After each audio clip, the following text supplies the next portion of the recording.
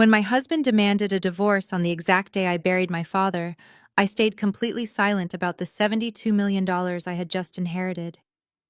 Thank goodness I kept my mouth shut, because the trap he was about to walk into would cost him everything.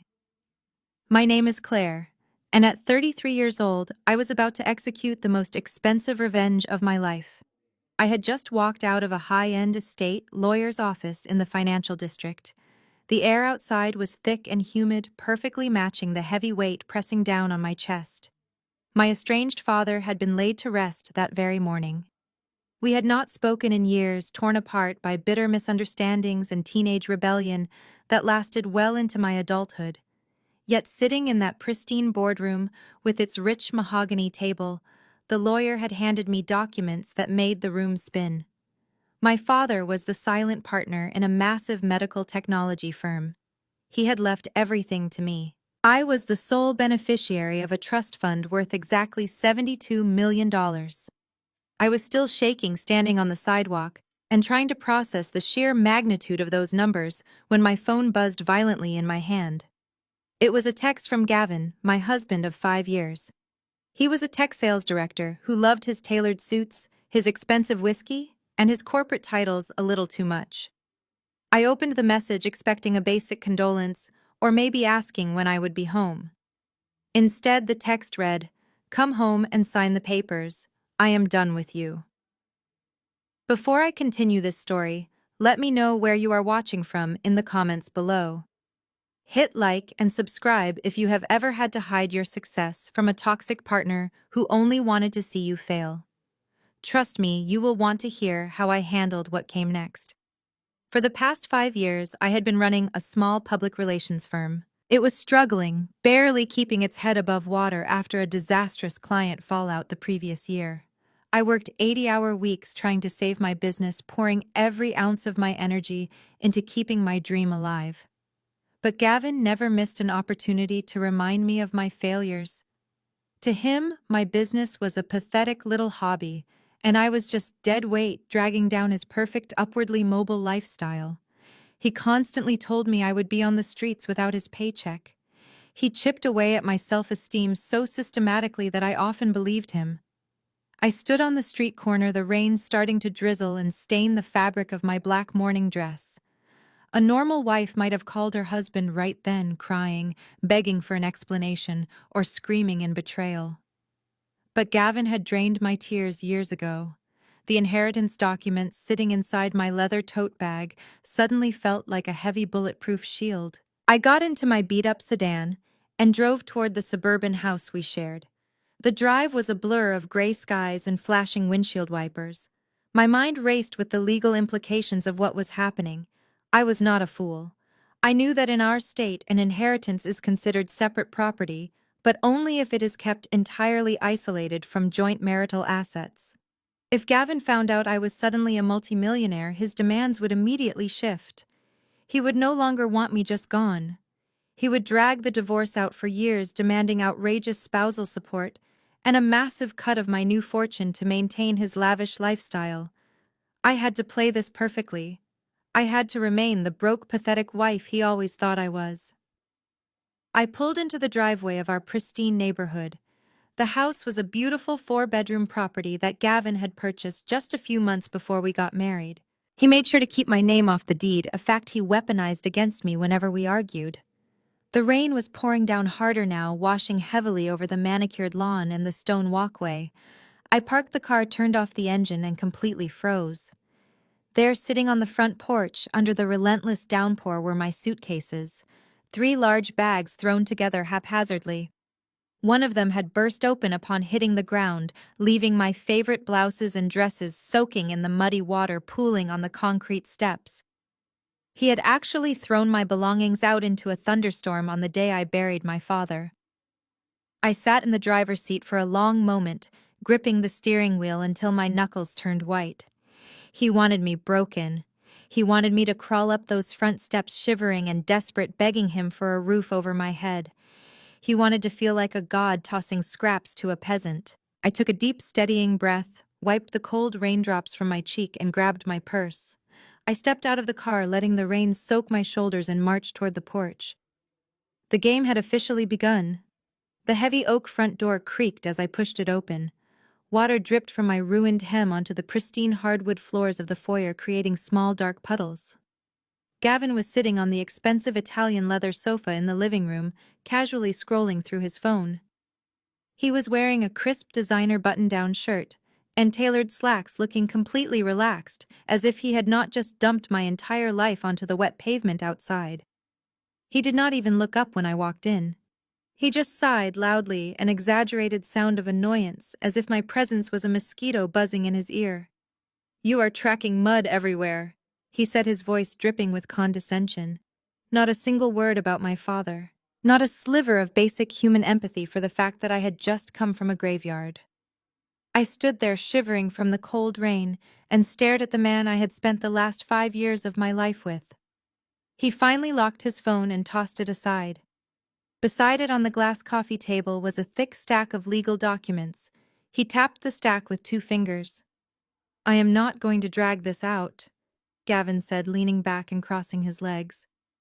"Those are the divorce papers. I already signed my part. You need to sign yours. Grab whatever is left of your junk outside and hand over your keys." I walked slowly into the living room, my wet shoes squeaking against the floorboards. "Gavin, my father was buried 4 hours ago," I said, keeping my voice low and trembling, testing the waters to see just how far gone he was. He rolled his eyes, a classic Gavin move whenever anyone else's emotions inconvenienced him. "Do not play the victim card with me, Claire. You two barely spoke. I am not going to sit here and pretend to mourn a guy I met twice just so you can buy more time. I am done. I am completely drained." He stood up, pacing the room, running a hand through his perfectly styled hair. "For 5 years I have carried you. I have paid the mortgage, I have paid for the groceries, I have funded our lifestyle while you played CEO at that pathetic excuse for a public relations firm. Your business is worthless garbage, Claire. It makes 0 profit. It is a hobby that I have been subsidizing, and I am sick of being your financial safety net." The venom in his voice was palpable. He pointed a finger at my chest, stepping closer so he could tower over me. "I am a director. I am closing massive tech deals while you are begging local businesses to let you run their social media for pennies. It is embarrassing. You are 33 years old and you have absolutely nothing to show for it. You are dead weight, and I refuse to let you drag me down any longer. So you are going to sign those papers today. No lawyers, no fighting. We walk away clean." And the house I asked, making sure to let my voice crack perfectly on the last syllable. "The house is mine," he snapped immediately. "I bought it before we were married. The deed is in my name. The equity is mine. You have absolutely no right to this property, which is why your bags are on the porch. You need to be out by tonight." He was so arrogant, so entirely convinced of his own untouchable superiority. I slid my cold hand into the pocket of my damp coat. My fingers brushed against the thick cream-colored envelope from the estate lawyer. Inside that envelope was the legal proof that I was currently worth $72 million. I could end him right there. I could pull out the document, slap it onto the glass table, and watch the color drain from his smug, handsome face. I could tell him that I could buy this house 10 times over in cash and bulldoze it just for fun. The urge to destroy him in that exact second was intoxicating, but I remembered the lawyer's strict warning about asset division and spousal support. If I showed my hand now, Gavin would morph from an arrogant tyrant into a greedy leech. He would drag me through court for years, demanding half of my new wealth to maintain his lifestyle. I had to let him win this battle so I could completely annihilate him in the war. I took a sharp breath, pulled my empty hand out of my pocket, and let my knees buckle just slightly. I collapsed onto the edge of the armchair, buried my face in my hands, and forced a heavy, racking sob from my chest. I cried loudly, letting the tears mix with the rain on my face. "Please, Gavin." I whimpered through my fingers, making sure to sound as small and pathetic as possible. "Please do not do this today. I have nowhere to go. My business is in debt. I have nothing." I peeked through my fingers just enough to see his reaction. Gavin was standing over me, looking down at my shaking shoulders. He did not look sympathetic. He did not look guilty. He smirked. It was a slow, satisfied smirk of a man who loved watching someone else break under his power. He was thoroughly enjoying his cruelty, completely unaware that my tears were fake and that he had just signed his own financial death warrant. The morning sun glared through the living room windows, offering no warmth to the cold reality of my situation. I had spent the entire night sleeping on the floor of the guest bedroom, surrounded by cheap cardboard boxes I had scavenged from the recycling bin out back. My back ached and my eyes were genuinely swollen from the sheer exhaustion of maintaining my act. I was taping shut a box filled with old college sweaters when I heard the heavy front door swing open. There was no knock. There was no polite warning.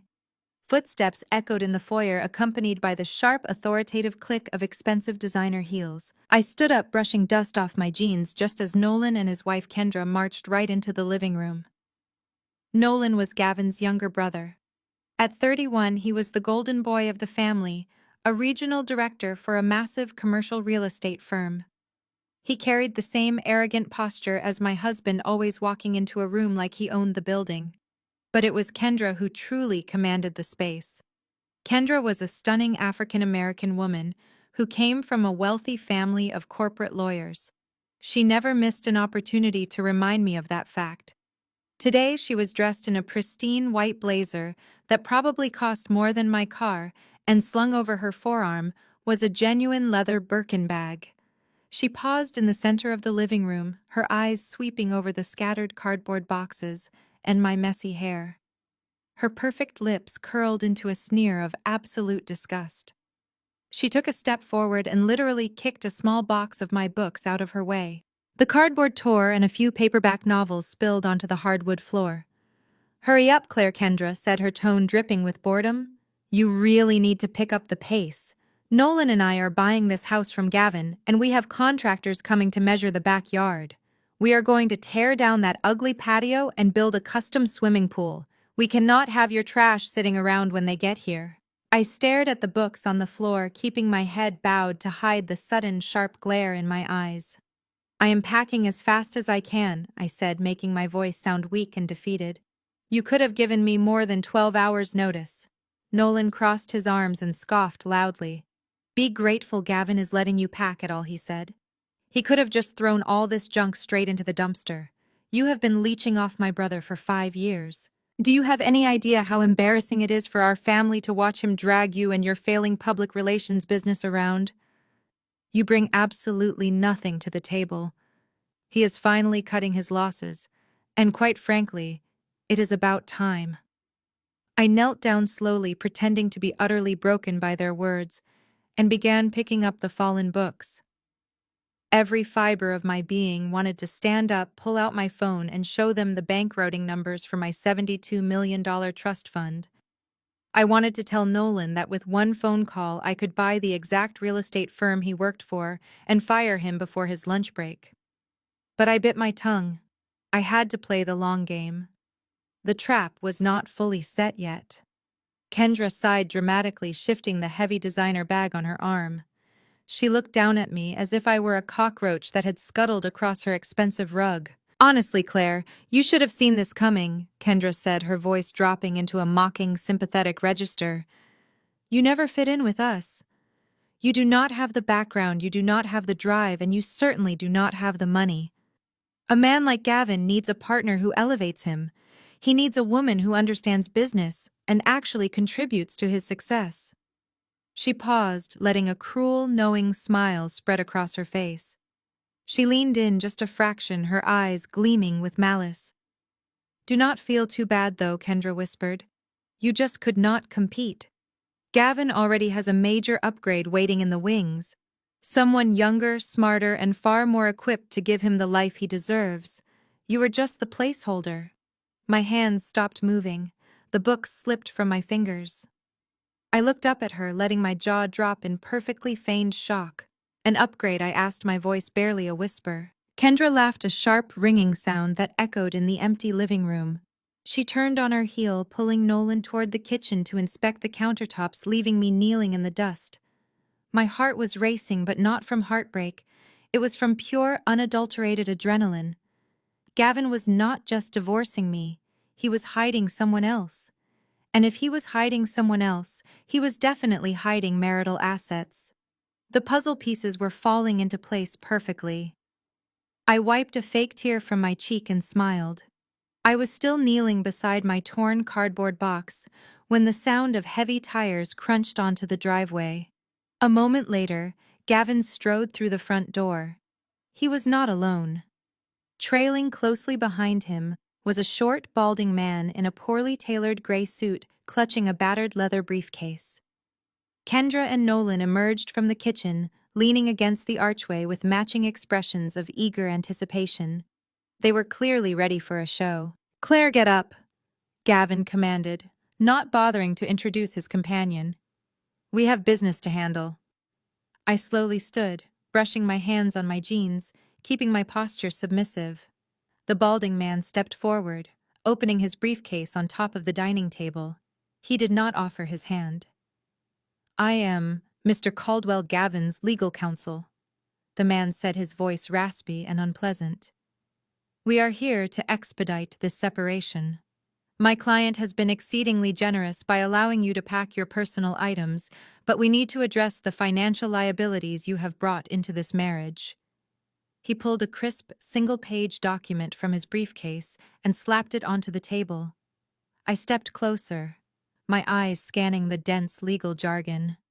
"Let us cut to the chase," Caldwell continued, tapping a cheap pen against the paper. "Your public relations firm is currently carrying $50,000 in business debt. In the eyes of the law, because that debt was accumulated during the marriage, my client could potentially be dragged into your financial mess. However, Gavin is willing to completely absolve himself of any connection to your failing company. He will not sue you for damages, and he will walk away clean." I looked up, making sure my eyes were wide and fearful. "And in exchange for what I asked," my voice trembling perfectly.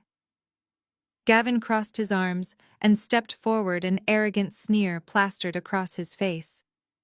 "In exchange for the joint savings account," he said coldly.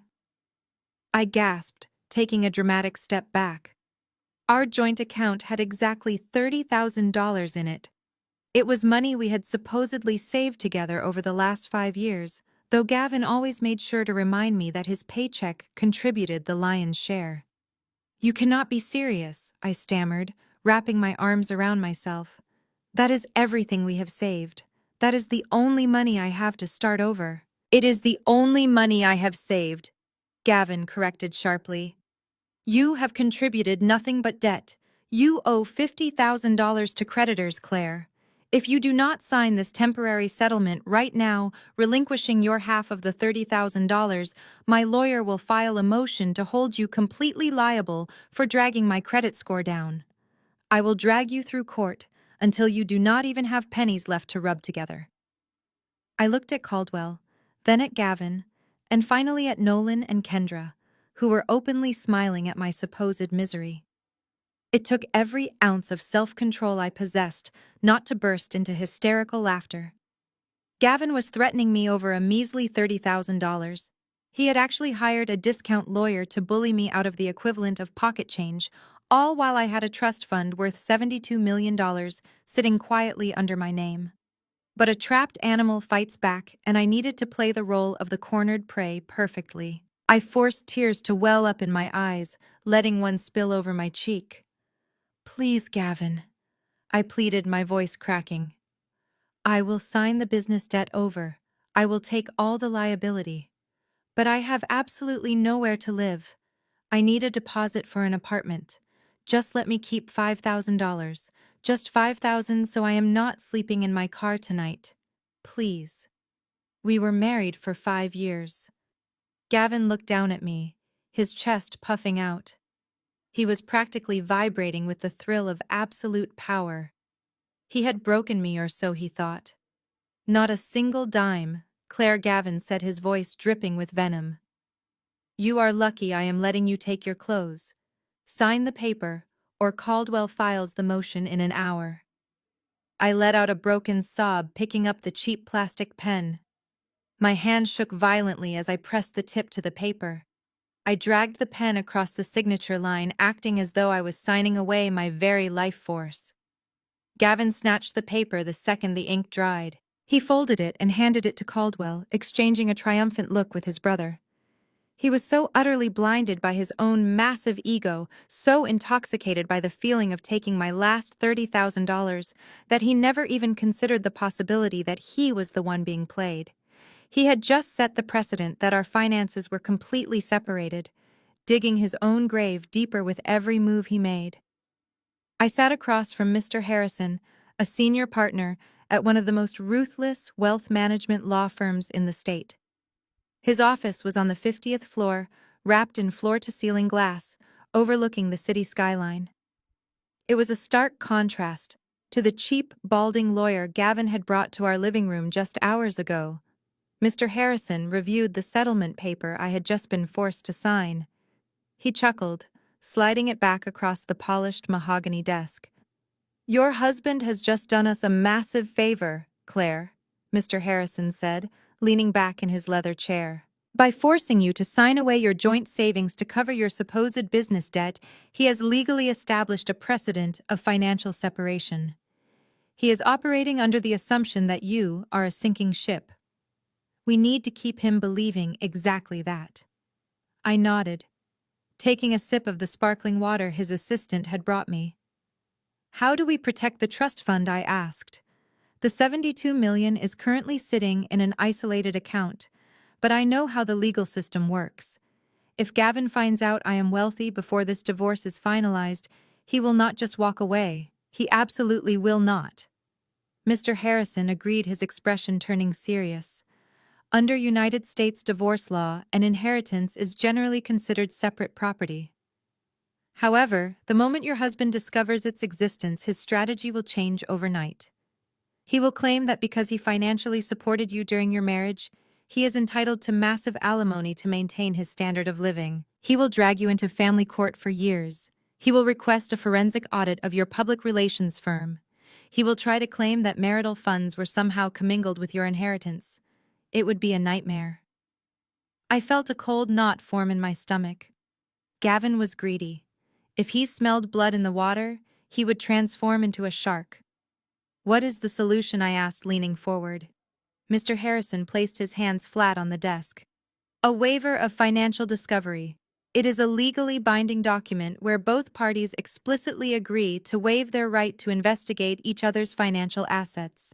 If Gavin signs it, he legally forfeits his right to ever look into your bank accounts, your business ledgers, or your trust fund. Once the judge signs the final decree, Gavin can never come back for a single dime." I let out a slow breath. "But why would Gavin sign that?" I asked. "He wants to make sure I am suffering." "Because we are going to make him think it is his idea," Mr. Harrison said with a sharp smile. "Right now, Gavin believes your business is drowning in $50,000 of debt.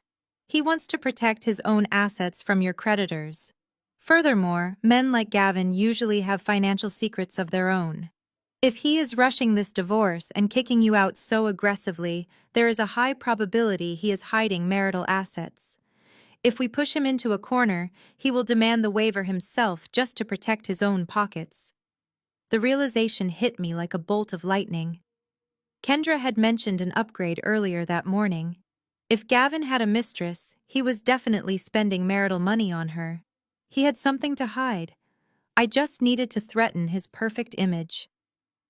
I thanked Mr. Harrison and took the elevator down to the underground parking garage.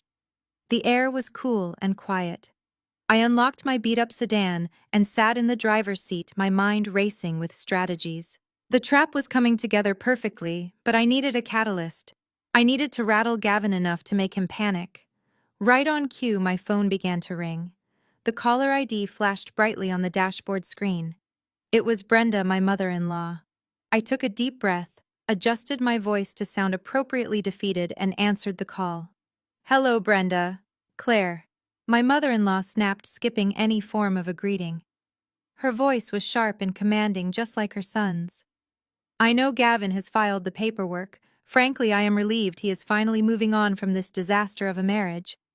However, my 60th birthday dinner is tomorrow night at the steakhouse downtown. I frowned, confused. Why are you calling me then? Because the reservations were made months ago, and half of our extended family is flying in from out of state, Brenda said, her tone dripping with annoyance. We have not announced the divorce to the extended family yet. I will not have my milestone birthday ruined by gossip and whispers about my son's failed marriage. You are going to put on a nice dress, show up to the restaurant, and smile. You will play the role of the happy wife for exactly 2 hours. I gripped the steering wheel. Brenda Gavin, just threw my belongings out into the rain. I am not coming to your dinner. You will be there? Claire. Brenda threatened, her voice dropping to a vicious whisper. If you embarrass my son and ruin my dinner, I will personally make sure Gavin takes that pathetic public relations business of yours and buries it in so much legal debt you will never recover. Keep up appearances. Do not make a scene. 8 o'clock sharp.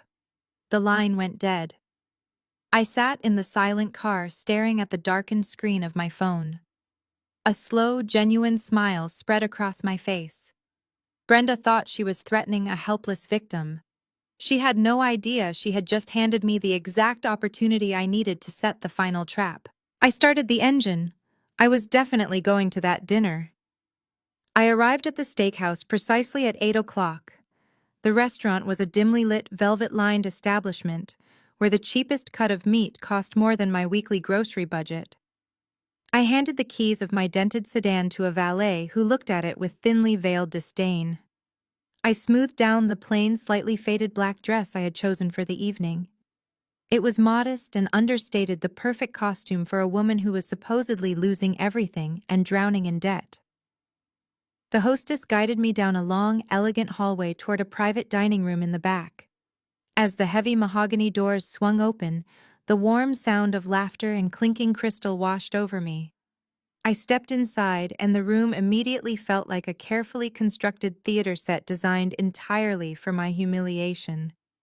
Seated at the center of the long banquet table was Gavin. He was wearing a brand new tailored suit, laughing loudly at something his brother Nolan had just said. But he was not sitting alone. Tucked intimately against his side, with his arm wrapped securely around her waist, was Sienna. Sienna was Gavin's 28-year-old administrative assistant. She was young, vibrant, and wearing a clinging silk dress that left absolutely nothing to the imagination. More importantly, the dress perfectly accentuated a very visible, undeniable baby bump. The sheer audacity of the scene took my breath away for a fraction of a second. He had not just brought his mistress to his mother's birthday dinner, he had brought his pregnant mistress, displaying her like a trophy to the entire extended family, while I, his legal wife of 5 years, was expected to sit quietly in the corner. I stood near the doorway, waiting for anyone to acknowledge the insane cruelty of this setup. Instead, the family completely ignored me. Aunts and uncles who had smiled at my wedding were now busy fawning over Sienna. Kendra was leaning across the table, admiring the way Sienna had styled her hair, while Nolan clapped Gavin on the shoulder in a gesture of brotherly pride. "Claire, you are late!" Brenda snapped from the head of the table. My mother-in-law was dripping in pearls, glaring at me over the rim of her wineglass. "Sit down before the servers bring the appetizers. You are blocking the doorway." She pointed to a single empty chair at the very far end of the table, as far away from Gavin and the center of attention as physically possible. I kept my eyes lowered, letting my shoulders slump as I silently walked over and took my seat. I did not cause a scene. I did not scream. I just sat there acting like a broken, submissive woman who had finally accepted her tragic fate. Throughout the dinner, the isolation was suffocating. Servers brought out massive seafood towers and thick cuts of prime rib, pouring expensive champagne into every glass except mine, as Brenda had specifically instructed them to only give me tap water. I picked at my food, keeping my ears wide open. I listened as Sienna giggled, talking loudly about the expensive nursery furniture Gavin had just ordered.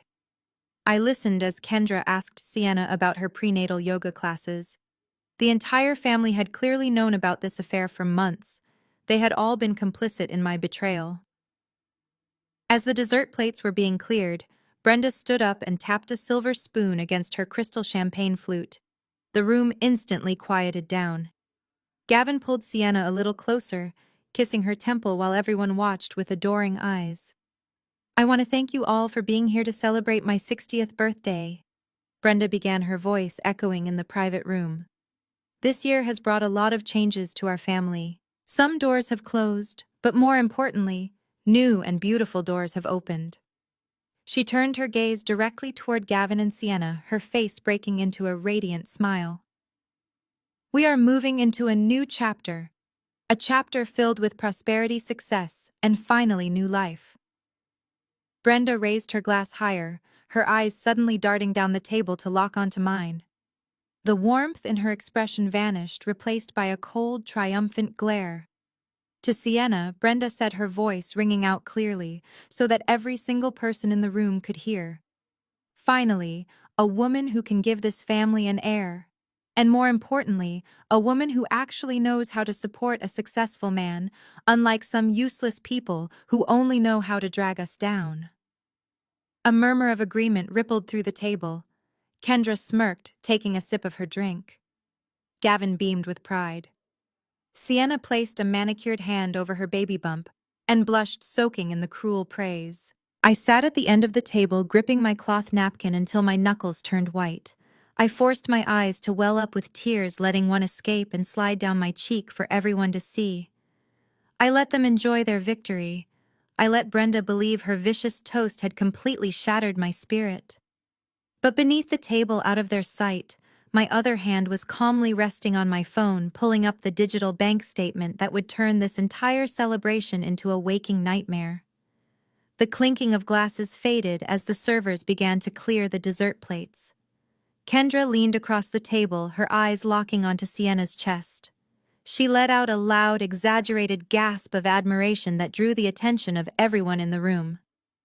"Sienna, is that the new Cartier diamond drop necklace?" Kendra asked, her voice echoing in the private dining space. Sienna blushed deeply, her hand fluttering up to touch the sparkling diamonds resting against her collarbone. She looked up at Gavin with adoring eyes. "It is," she said softly but loud enough for the whole family to hear. "Gavin surprised me with it last week to celebrate the baby. He is just so incredibly generous to us." Gavin leaned back in his chair, puffing out his chest and unbuttoning his suit jacket.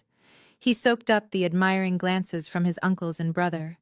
"Nothing is too good for the mother of my child," Gavin declared proudly. The table erupted into a fresh round of coos and congratulations. Brenda wiped a fake tear of joy from her eye. I sat at the far end of the table, perfectly still. The fake tear I had shed just moments ago had already dried on my cheek. I reached for my glass of tap water, took a slow, deliberate sip, and set it down quietly. The time for playing the completely broken victim was over for tonight. I needed to insert just enough panic into Gavin's mind to make him rush the financial paperwork. I opened my small black clutch and pulled out my phone along with a precisely folded piece of paper I had printed at the office that afternoon. I stood up slowly, the screech of my wooden chair pushing back against the hardwood floor cut through the chatter. Every head turned to look at me, their expressions instantly hardening with annoyance. "That really is a beautiful necklace, Sienna," I said, my voice completely steady and devoid of any emotion. Brenda slammed her hand on the table. "Sit down, Claire. We are not interested in your jealous remarks. You have ruined enough of this evening just by being here." I ignored my mother-in-law entirely, keeping my eyes locked on Sienna, who shifted uncomfortably in her seat. "The diamonds really complement your dress," I continued, taking a few steps toward the center of the table. "But I have to say it is pretty bold of you to wear it in front of me, especially considering the fact that I paid for half of it." The room went completely silent. Gavin sat up straight, his smug expression instantly vanishing. "What are you talking about, you crazy woman?" Gavin spat, his face flushing red. "Stop embarrassing yourself and sit down." I did not sit down. Instead, I unfolded the piece of paper in my hand and tossed it right into the center of the table, letting it land squarely next to the floral centerpiece. It was a blown-up copy of our joint marital credit card statement. I had highlighted a specific transaction from 4 days ago in bright yellow ink. $15,000 spent at the Cartier boutique downtown, I read aloud, making sure my voice carried to the furthest corners of the room. Thanks for helping my husband Max out our joint marital credit card, Sienna. It is funny, Gavin, because just this morning your discount lawyer told me I had to give you my entire life savings to cover my business debt. Yet here you are draining our shared credit line to buy diamonds for your mistress. Nolan grabbed the paper, his eyes scanning the highlighted charge. Kendra looked over his shoulder, her jaw dropping. Sienna quickly let go of the necklace as if the diamonds had suddenly caught fire. Gavin stood up, kicking his chair back. "You have no right to snoop through my finances," he yelled, his voice cracking slightly with panic. "It is a joint account, Gavin," I replied calmly. "My name is on the primary billing statement. And unfortunately for you, spending shared marital funds on an affair partner has a specific legal term. It is called dissipation of marital assets." I looked around the table at the stunned faces of his family. The superiority they had worn all evening was completely gone, replaced by shock and quiet murmurs. I turned my attention back to my husband, who was now gripping the edge of the table, his knuckles white. "My lawyer is going to have a field day with this," I told him, keeping my tone light and conversational. "When I show this to a family court judge, they will not just make you pay me back every single penny of that $15,000. They will freeze your accounts and audit every purchase you have made for the last 2 years to see what else you have been hiding. They are going to absolutely tear your finances apart, Gavin." The silence that followed was deafening. Nobody moved. Nobody spoke. Brenda sat frozen with her mouth slightly open, staring at her son in horror. The golden boy image had just been cracked wide open. Gavin looked like a deer caught in the headlights, realizing for the first time that his actions had legal consequences. He was terrified of an audit. He knew that if a judge looked closely at his money, they would find the $500,000 he was currently trying to funnel into his fake startup. I picked up my small black clutch and pushed my chair in. "Enjoy your prime rib, everyone," I said smoothly. "Happy birthday, Brenda." I turned my back on the silent room and walked out of the restaurant, my heels clicking confidently against the floor. I had just thrown the bait. Now all I had to do was wait for Gavin to panic and suggest the financial waiver himself. The cool night air hit my face the moment I pushed through the heavy glass doors of the steakhouse. I did not wait for the valet. I had parked my dented sedan myself in the far back corner of the lot, well away from the luxury vehicles lining the front entrance. The gravel crunched beneath my heels as I walked briskly, my heart pounding a steady rhythmic drum in my chest. The confrontation inside had gone perfectly, but the adrenaline was still coursing through my veins. I was just reaching into my purse for my car keys when I heard the sharp, aggressive thud of footsteps rapidly approaching from behind. "Claire, stop right there." Gavin's voice sliced through the quiet parking lot. I turned just as he closed the distance between us. His face was flushed, the veins in his neck bulging against the crisp collar of his expensive dress shirt. The smug, untouchable golden boy from the dinner table was completely gone.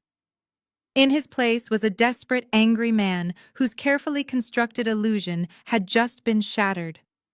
I took a step back, my spine pressing against the cold metal door of my car. Gavin did not stop. He moved into my personal space, slamming his open palm against the roof of my sedan. The loud bang echoed in the empty lot, designed to make me flinch. I let my breath hitch, keeping up the act of the intimidated wife. "You think you are so smart, do you not?" Gavin hissed, his face inches from mine. "You think you can walk into my mother's birthday dinner, disrespect my family, and threaten me with an audit? You have lost your mind, Claire." I clutched my purse to my chest.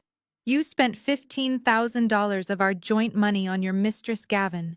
The court is going to look at everything. They are going to freeze your accounts." "Shut up about the court," he yelled, his voice cracking with pure panic. "You are not taking another dime from me. You are nothing but a pathetic gold digger. You spent 5 years leeching off my salary running a failing public relations business that makes absolutely zero profit. Now that I am finally cutting you loose, you want to squeeze me for whatever you can get. You are pathetic. The irony of being called a gold digger by a man who was fighting over a credit card bill while I had a $72 million trust fund secured in my name was almost too delicious to bear. But I swallowed the laugh that threatened to bubble up in my throat. I needed him to stay angry. I needed him to feel like he had to destroy me to protect himself. I am just fighting for what is fair, I whispered, making my voice sound small and shaky. I told you I need money to live. If you do not give me my share, my lawyer will file the paperwork to investigate your business accounts tomorrow morning. Gavin leaned in closer, his eyes narrowing into cold slits. Let me make something perfectly clear to you, Claire. If you even try to mention the word audit to a judge, I will completely destroy you. I am a director in this city. I have corporate connections you cannot even fathom. I will call every single client on your pathetic little roster and tell them your public relations firm is under investigation for fraud. I will make sure you are blacklisted from every agency in the state. You will not just be broke. You will be completely unemployable. He sneered, looking me up and down with absolute disgust. Do you understand me? You will drop this dissipation nonsense or I will bury you. I let out a soft gasp, nodding quickly as if his threat had terrified me to my core. Okay, I said, my voice trembling. Just let me leave, Gavin. Please. He held my gaze for a long, menacing second before finally stepping back in disgust. He pulled his hand away from the roof of my car, wiping his palm on his slacks as if touching my vehicle had contaminated him. Get out of here, he spat. And do not ever threaten me again. I fumbled with my keys, my hands deliberately shaking as I unlocked the car. I slipped into the driver's seat and immediately slammed the door shut, hitting the lock button, so the heavy clunk echoed in the quiet night. I started the engine, threw the car into gear, and pulled out of the parking space. Gavin stood in the rearview mirror, a dark silhouette bathed in the red glow of my taillights.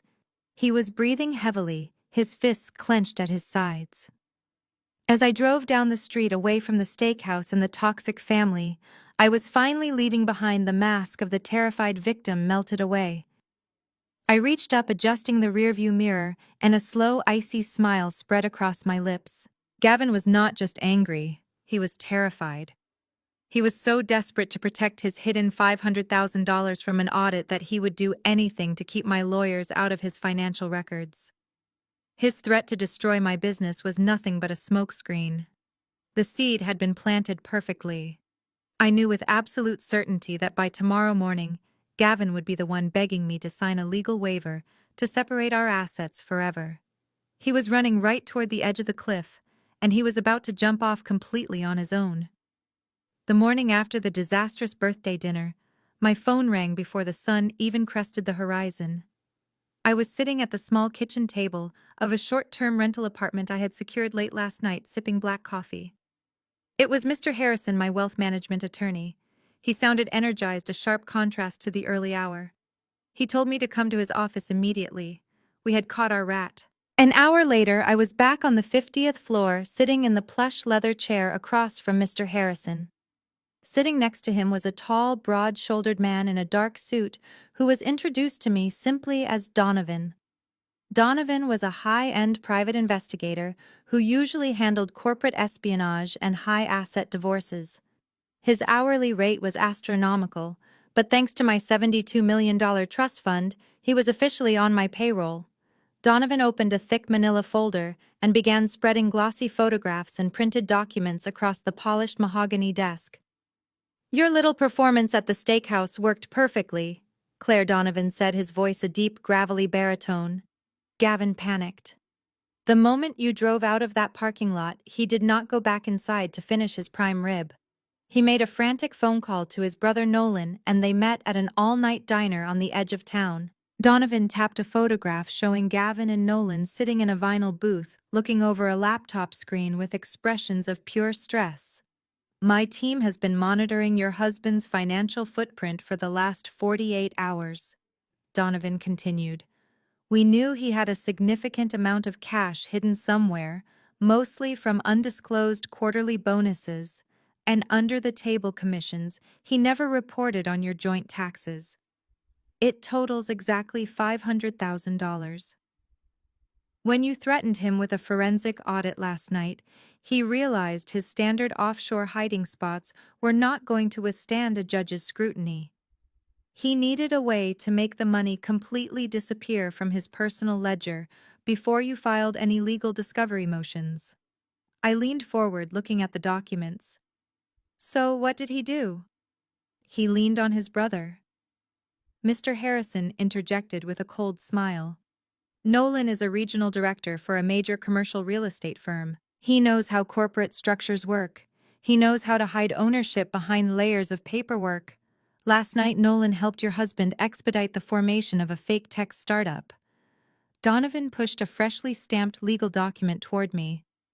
It is a shell company registered in Delaware, a state notorious for protecting corporate anonymity. Nolan used his connections to draft a ghost lease for a fake office space, making the startup look like a legitimate operating business. Gavin immediately began wiring his hidden $500,000 into the startup's business accounts, labeling the transfers as aggressive seed investments for a new software venture. I stared at the LLC filing. The registered agent was a generic proxy service, but the paper trail Donovan had uncovered connected straight back to Gavin's personal IP address. The sheer arrogance of it was staggering. He is laundering his own money, I said, the realization washing over me. Exactly, Mr. Harrison said. Gavin is funneling all his liquid cash into this fake company. His plan is incredibly transparent, but it would have worked against a normal, underfunded spouse. When you go to court, Gavin is going to claim that his tech startup completely failed overnight.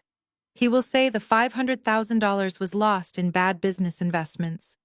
He will show the judge empty personal bank accounts and claim he is on the verge of bankruptcy. Donovan nodded in agreement. He wants the court to think he is completely broke. That way, he does not have to pay you a single dime in alimony, and he forces you to take on the debt of your public relations firm by yourself. Once the divorce is finalized and you are safely out of the picture, the startup will miraculously dissolve, and the money will quietly filter back into a new account shared by Gavin and his mistress. They thought they were untouchable. They thought because Nolan wore a fancy suit and threw around real estate jargon, they could outsmart the federal banking system and the family courts. They had no idea they were playing against a woman with the resources to hire investigators who tracked international cartels. Donovan slid the final document across the table. It was the master banking ledger for the shell company, proving without a shadow of a doubt that the money was being hidden to defraud a spouse. I picked up the paper, my eyes tracing the massive transfer amounts. My husband and his golden boy brother had not just committed marital asset dissipation. By falsifying corporate documents and hiding assets to prepare for a fraudulent bankruptcy, they had committed federal crimes. I ran my thumb over the edge of the paper, a deep, satisfying warmth spreading through my chest. I did not just have leverage for a divorce anymore. I had his head on a platter. I left the law office that afternoon with the master banking ledger safely locked inside my briefcase. The sense of power was intoxicating. For 5 years, Gavin had made me feel small, incompetent, and utterly dependent on his corporate salary. Now I held the absolute destruction of his entire life in my hands. I was just pulling into the parking lot of my temporary apartment when my phone buzzed violently on the passenger seat. It was an urgent text message from Gavin. "Meet me at the coffee shop on 4th Street in 20 minutes. We need to talk right now. Do not be late." I stared at the screen, a genuine smile touching my lips. Mr. Harrison was right. The threat of a financial audit had completely terrified him. Gavin was accelerating his timeline.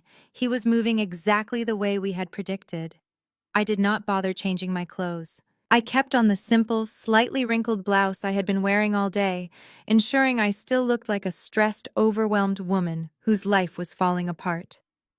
I drove to the cafe, a busy, slightly noisy spot, filled with college students and remote workers, typing away on their laptops. The loud hiss of the espresso machine and the chatter of the afternoon crowd provided the perfect cover for our meeting. I spotted Gavin sitting in a corner booth near the back. He had clearly put a lot of effort into looking like a man on the edge of a breakdown. His usually perfect hair was slightly disheveled. The top button of his expensive dress shirt was undone, and his tie was pulled loose. He was staring intensely at his phone, his leg bouncing nervously under the table.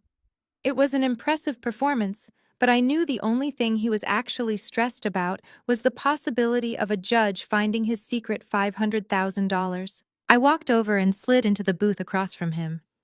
He did not offer to buy me a coffee. He did not even say hello. Gavin immediately reached into his leather messenger bag and pulled out a thick manila envelope. He dropped it onto the table between us with a heavy thud. He leaned forward, resting his elbows on the table, and ran a hand over his face to feign absolute exhaustion. "I am ruining my life, Claire," Gavin said, his voice laced with manufactured panic. "That startup I mentioned, the software venture I invested in, it is completely tanking. My partners pulled out this morning. I am bleeding money, and if I do not restructure my finances immediately, I'm going to have to file for bankruptcy." I widened my eyes, letting my jaw drop slightly. "What do you mean you are bankrupt?" I asked, keeping my tone perfectly pitched with fake concern. "You are a director, Gavin. You make 6 figures. I dumped all my liquid cash into this venture," he snapped, waving his hand dismissively. "It was a massive risk and it failed. I am completely broke, and right now the creditors are looking for blood." He slid the manila envelope across the table. I opened the clasp and pulled out the thick stack of legal documents inside. The bold heading at the top read, "Post-Nuptial Separation Agreement." I flipped to the second page, my eyes scanning the dense legal jargon until I found exactly what I was looking for. There it was, buried under a mountain of complicated phrasing. Clause 7. A strict, legally binding waiver of financial discovery. It explicitly stated that both parties permanently waived their right to audit, investigate, or lay claim to any financial accounts, assets, inheritances, or businesses held by the other party. "I have to protect myself." Gavin continued, his tone shifting back to his usual arrogant condescension. "And frankly, Claire, I am protecting you too. Your public relations firm is already $50,000 in the hole. My startup is hundreds of thousands of dollars in the red. If we do not separate our financial liabilities completely right now, my creditors could come after your failing business, and your creditors could come after my remaining assets." I looked up from the paper, letting my hands tremble just a little bit. "You want to completely sever our finances before the divorce is even finalized?" I asked, acting as though I was terrified by the prospect. Gavin leaned across the table, his eyes locked onto mine. He thought he was playing a master stroke. He thought he was saving his $500,000 from my lawyers, completely unaware that he was building a massive iron wall between himself and my $72 million trust fund. "Just sign the waiver." Claire, Gavin lied smoothly, his voice dropping to a persuasive, almost gentle whisper. "We keep what is in our own names. We take our own debts. Clean break." I stared at the thick stack of paper sitting between us. The ambient noise of the coffee shop seemed to fade into a dull hum. Gavin was watching me like a hawk, his eyes darting between my face and the pen resting next to the document. He had planned this perfectly, or so he thought. He raised his hand and gestured to a woman sitting at a small table just a few feet away. She immediately stood up, adjusting her glasses, and walked over with a small leather pouch. "This is Marissa," Gavin explained, not even bothering to introduce her properly. "She is a licensed mobile notary. I paid her to meet us here so we can make this official right now. No delays, Claire. We sign it, she stamps it, and we walk away forever." I looked at Marissa, who offered a tight professional smile and then back down at the document. It was time for the final act. I took a deep, shuddering breath, making sure my shoulders slumped in defeat. I reached out and let my fingertips lightly touch the edge of the paper. I deliberately made my hands shake. It was not entirely fake, though. The sheer magnitude of what was about to happen was sending genuine adrenaline rushing through my veins. "Are you absolutely sure about this?" I asked, letting my voice crack perfectly in the middle of the sentence. I looked up at him with wide, tear-filled eyes. "Gavin, this means we are completely done. Every financial tie. Everything we built." "That is exactly what it means," Gavin said, his voice hard and impatient. He tapped the table right next to the signature line.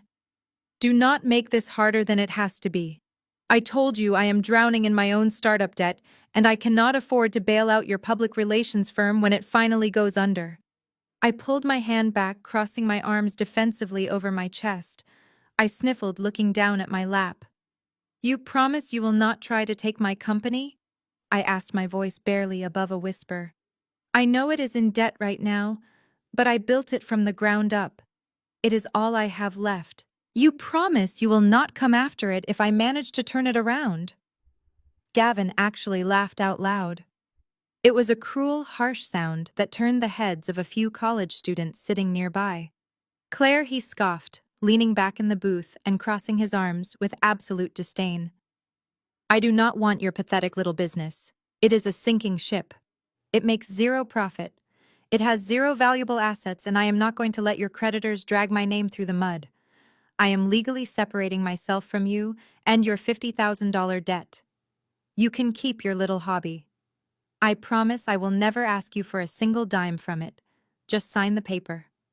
I bit my lip, forcing one single tear to spill over my lower lash line and track slowly down my cheek. I reached for the pen. The black plastic felt heavy in my trembling fingers. I hovered the tip of the pen over the dotted line. Gavin held his breath. I could see the pulse beating rapidly in his neck.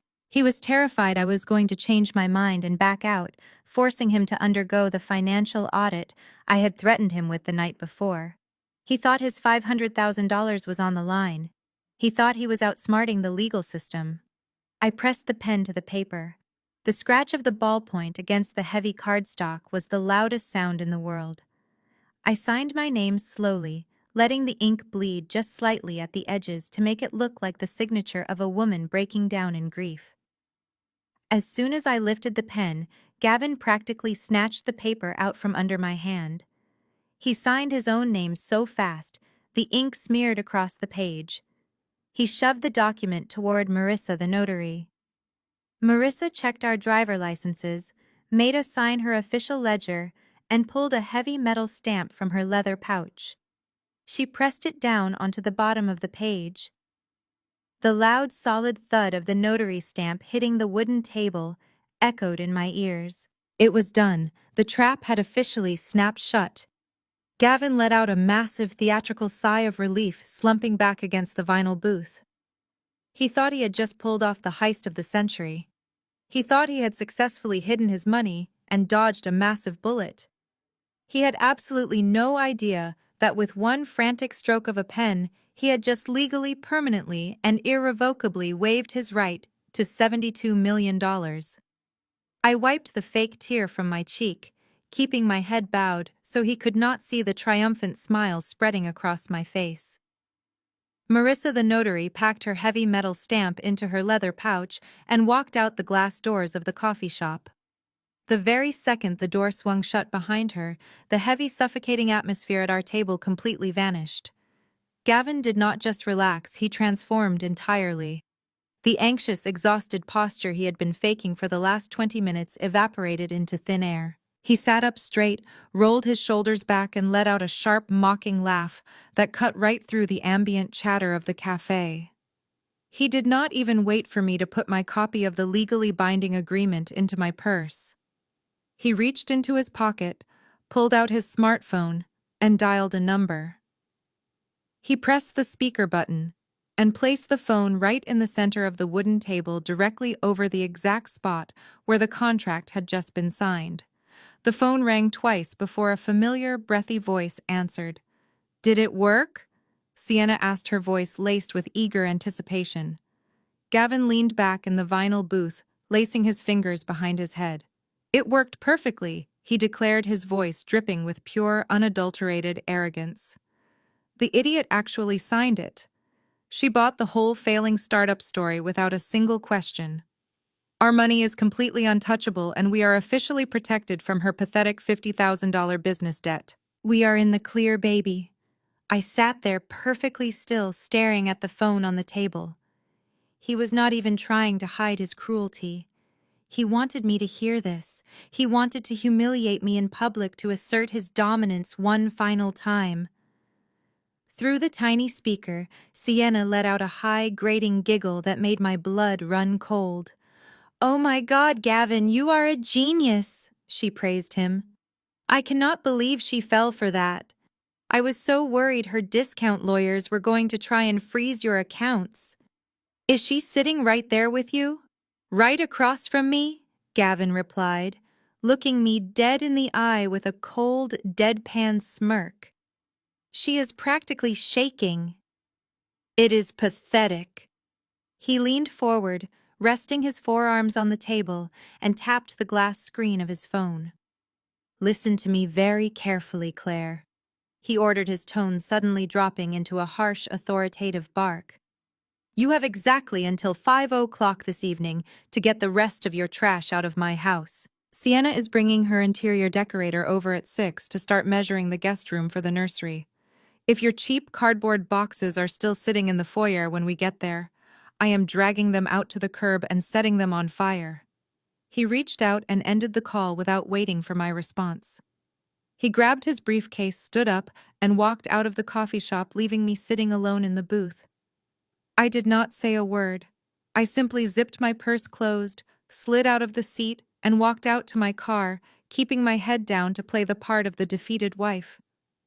But the moment the heavy car doors locked, I let out a long, deep breath. He actually thought he was a genius. He thought he had outsmarted everyone. He had just gloated on speakerphone about hiding assets, completely unaware that he had just signed his own financial death warrant. I started the engine and drove straight back to the house to gather the last of my belongings. When I pulled into the driveway, I immediately noticed a sleek black luxury SUV parked out front. It belonged to Kendra. I walked through the front door and found my sister-in-law standing in the hallway. She was wearing a pristine silk blouse, sipping an iced latte, and holding her smartphone high in the air. She was actively recording a video. "Well, look who it is," Kendra announced to her phone camera, panning the lens to catch my entrance. The ex-wife finally packing up. I ignored her completely. I walked past her to grab the last 2 heavy boxes of my office supplies from the corner of the living room. I hoisted them into my arms, the rough cardboard digging painfully into my skin. As I walked back toward the front door, Kendra stepped right into my path, forcing me to maneuver awkwardly around her to avoid dropping my things.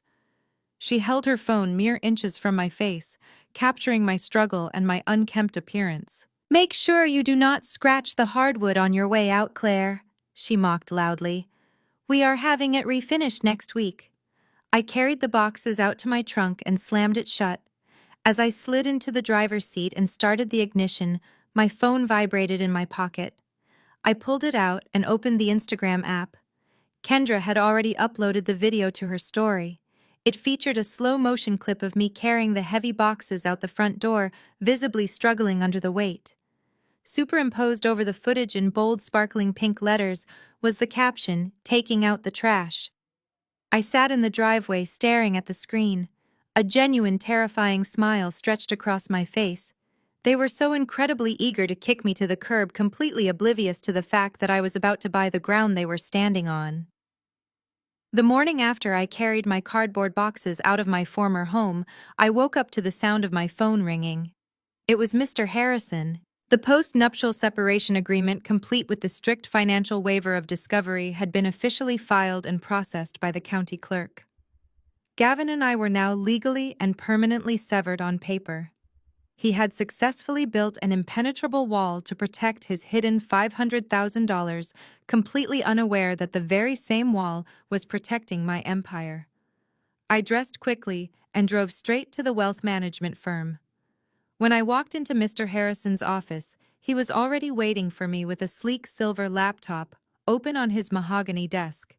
He turned the screen toward me and stepped back. I sat down and looked at the glowing banking dashboard. There it was, $72 million. The numbers were so massive they almost did not look real. For 5 years, I had been forced to beg for grocery money.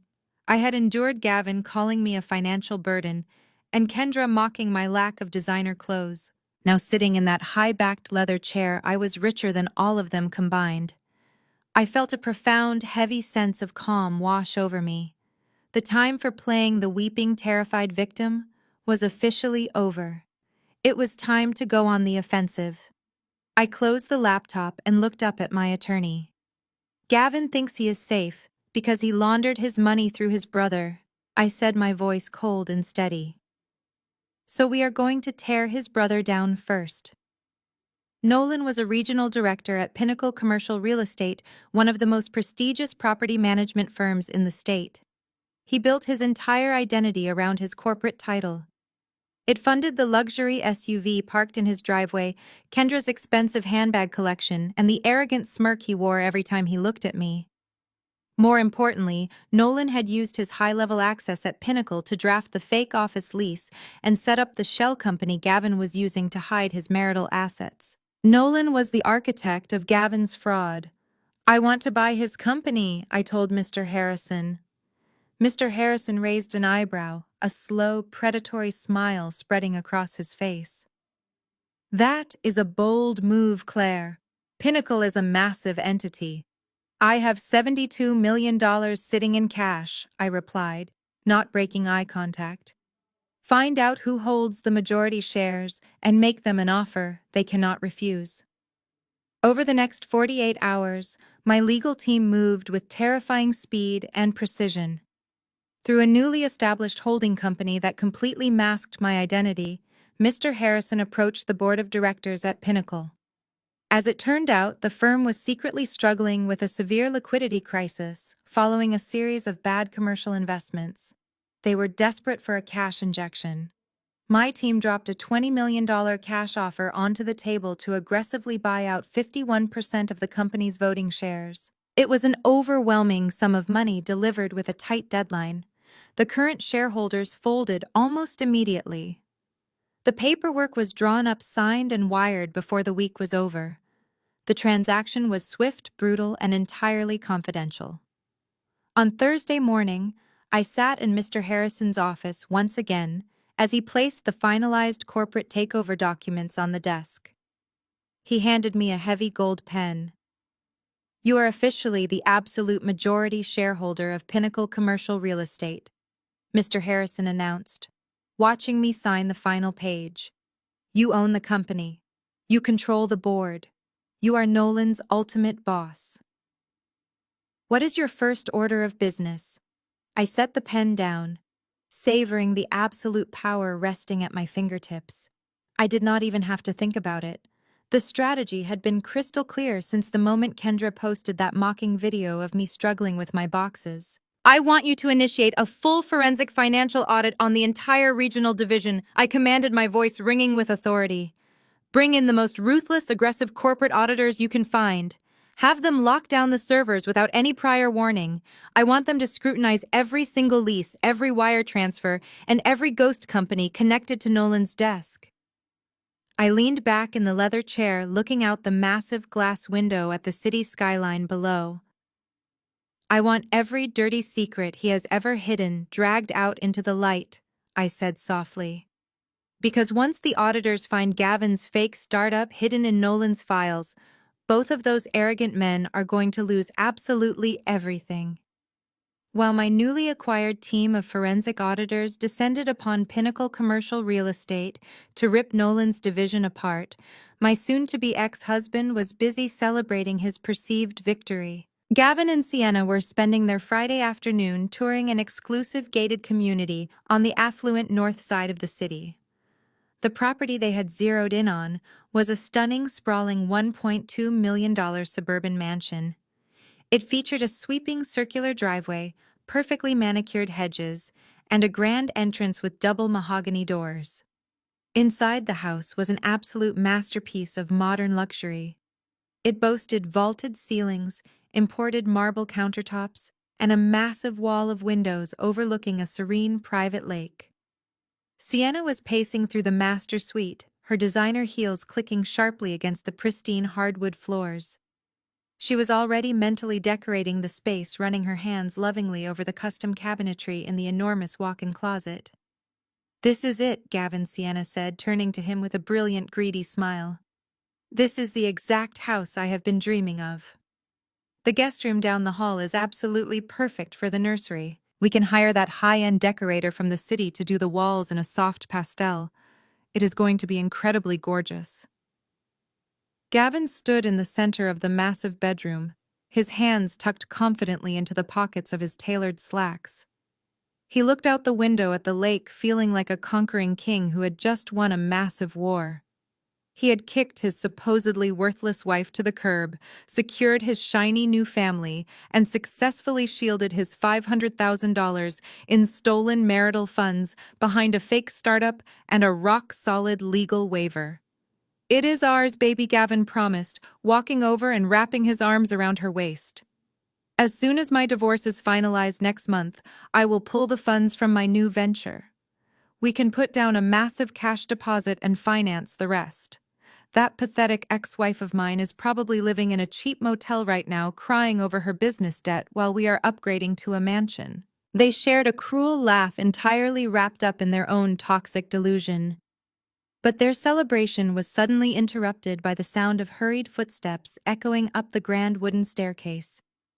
Their real estate agent, a sharply dressed woman named Patricia, appeared in the doorway of the master suite. She did not have the usual bright, eager smile of a realtor about to close a massive commission. Instead, she looked pale, incredibly nervous, and was clutching her leather portfolio tightly against her chest. She took a deep breath, deliberately avoiding Gavin's eyes. "Patricia," Gavin said smoothly, stepping away from Sienna and adjusting his expensive cuffs. "We have made our decision. Draw up the paperwork right now. We want to put an official offer in today.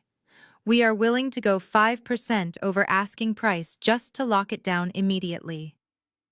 Patricia swallowed hard, shifting her weight uncomfortably from one foot to the other. "I am so sorry, Gavin." She started, her voice trembling slightly. "But I cannot take your offer. The house is no longer on the market." Gavin frowned, the arrogant smile slipping right off his face. "What do you mean it is no longer on the market? We toured it yesterday and you told me the sellers were absolutely desperate. You said we had until the end of the week to submit a formal bid." "I know exactly what I said," Patricia apologized, taking a cautious step back as Gavin's tone grew sharp and demanding. "But the situation changed drastically this morning. About an hour ago, the listing agent received an aggressive all-cash offer. It was completely unprecedented. The buyer offered 20% over the asking price, completely waived the home inspection, and wired the entire purchase amount directly into escrow within 30 minutes. The sellers accepted immediately. The paperwork is already signed and the title is currently being transferred." "It is gone, Gavin." Sienna let out a sharp gasp, her hands dropping to her sides. "No," she whined, stepping forward.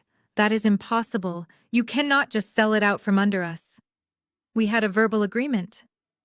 Gavin's face turned a dangerous, mottled shade of red. The veins in his neck began to bulge aggressively against his collar.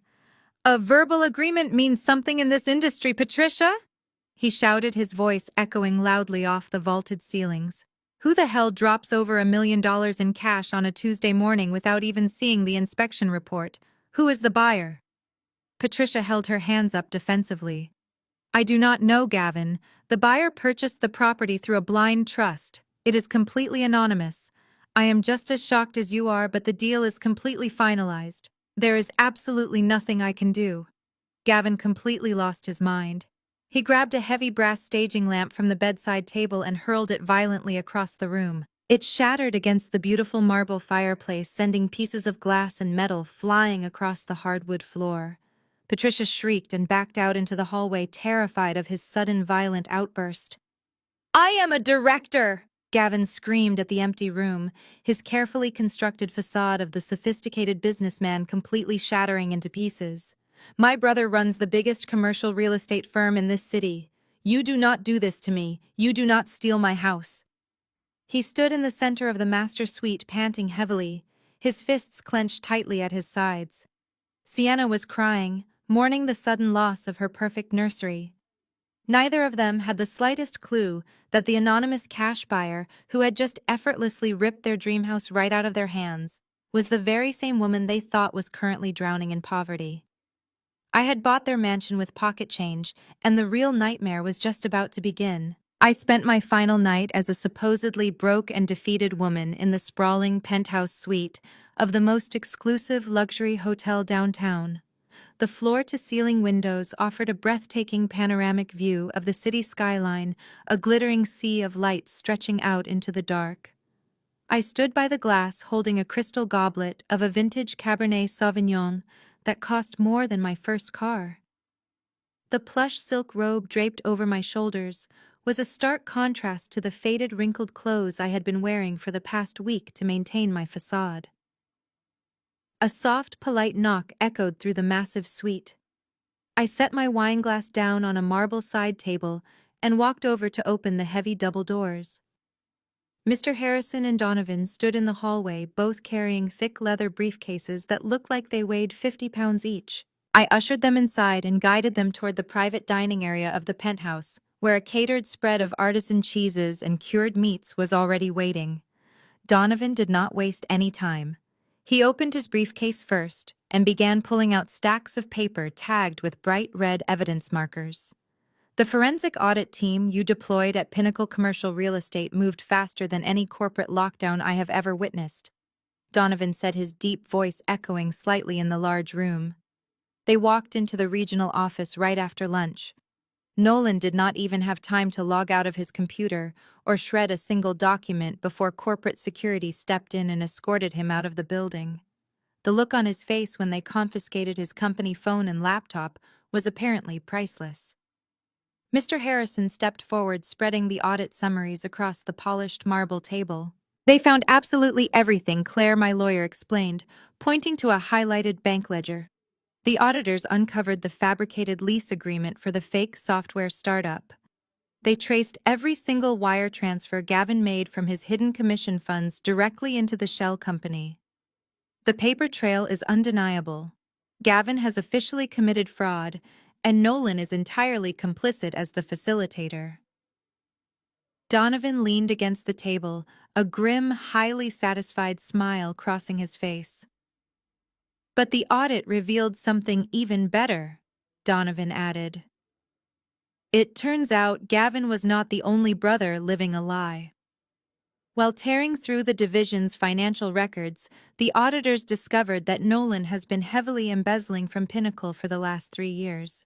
He was siphoning corporate client funds through fake vendor invoices to pay for his luxury SUV, his expensive country club memberships, and his wife Kendra's extensive designer handbag collection. I stared at the documents, absorbing the sheer magnitude of their arrogance. They had built their entire wealthy, snobby personas on stolen money, and now I owned the company they had stolen from. Because you are the majority shareholder of Pinnacle, Mr. Harrison said smoothly, you have the absolute authority to press federal charges for the embezzlement. Both your husband and your brother-in-law are not just looking at financial ruin. They are facing serious prison time. I reached out and traced my finger over the printed evidence of their absolute destruction. The trap was flawlessly set. Every piece was locked perfectly into place. Just as I was about to pour Mr. Harrison a glass of wine to celebrate the victory, my phone buzzed sharply on the marble counter. I picked it up. It was a text message from Gavin. Even after throwing a violent tantrum over losing his dream mansion to an anonymous cash buyer that afternoon, his massive ego still demanded that he punch down to make himself feel powerful. I unlocked the screen and read the message aloud to my lawyer and my private investigator. Enjoy your last night of pretending you have any dignity left, Claire, Gavin wrote. I hope whatever cheap, infested motel you are staying in has hot water. Tomorrow at mediation, I am officially cutting you off for good. You are walking away with nothing but your worthless public relations business and $50,000 in crushing debt. Do not bother crying or begging the mediator for a handout. I am completely done dealing with a loser. Mr. Harrison shook his head in sheer disbelief at the audacity. Donovan simply laughed quietly, packing his folders back into his briefcase. I looked down at the glowing screen of my phone. Gavin was so incredibly blind. He was standing right on the tracks with a massive freight train bearing down on him, and he was still busy admiring his own reflection in the mirror. He truly believed he had won. He believed I was shaking in a cheap motel room, terrified of what tomorrow would bring. I did not write a long paragraph back. I did not defend myself, and I certainly did not explain that I was currently standing in a luxury penthouse suite holding the keys to his entire destruction. I simply typed a single line, hit send, and turned my phone completely off. See you at mediation tomorrow. The morning of the mediation was bright and remarkably clear. A sharp contrast to the stormy day Gavin had thrown my belongings out onto the porch. I woke up in my penthouse suite feeling completely rested. I ordered room service, drank a freshly brewed espresso, and prepared for the most important performance of my entire life. The mediation was taking place at a neutral, high-end arbitration firm in the center of the financial district. I arrived 15 minutes early, but I did not go straight into the room. I stood in the hallway sipping a bottle of sparkling water flanked by my legal team. Through the slightly cracked mahogany door of the conference room, I could hear the unmistakable sound of loud, arrogant laughter. I stepped just close enough to peer through the narrow gap.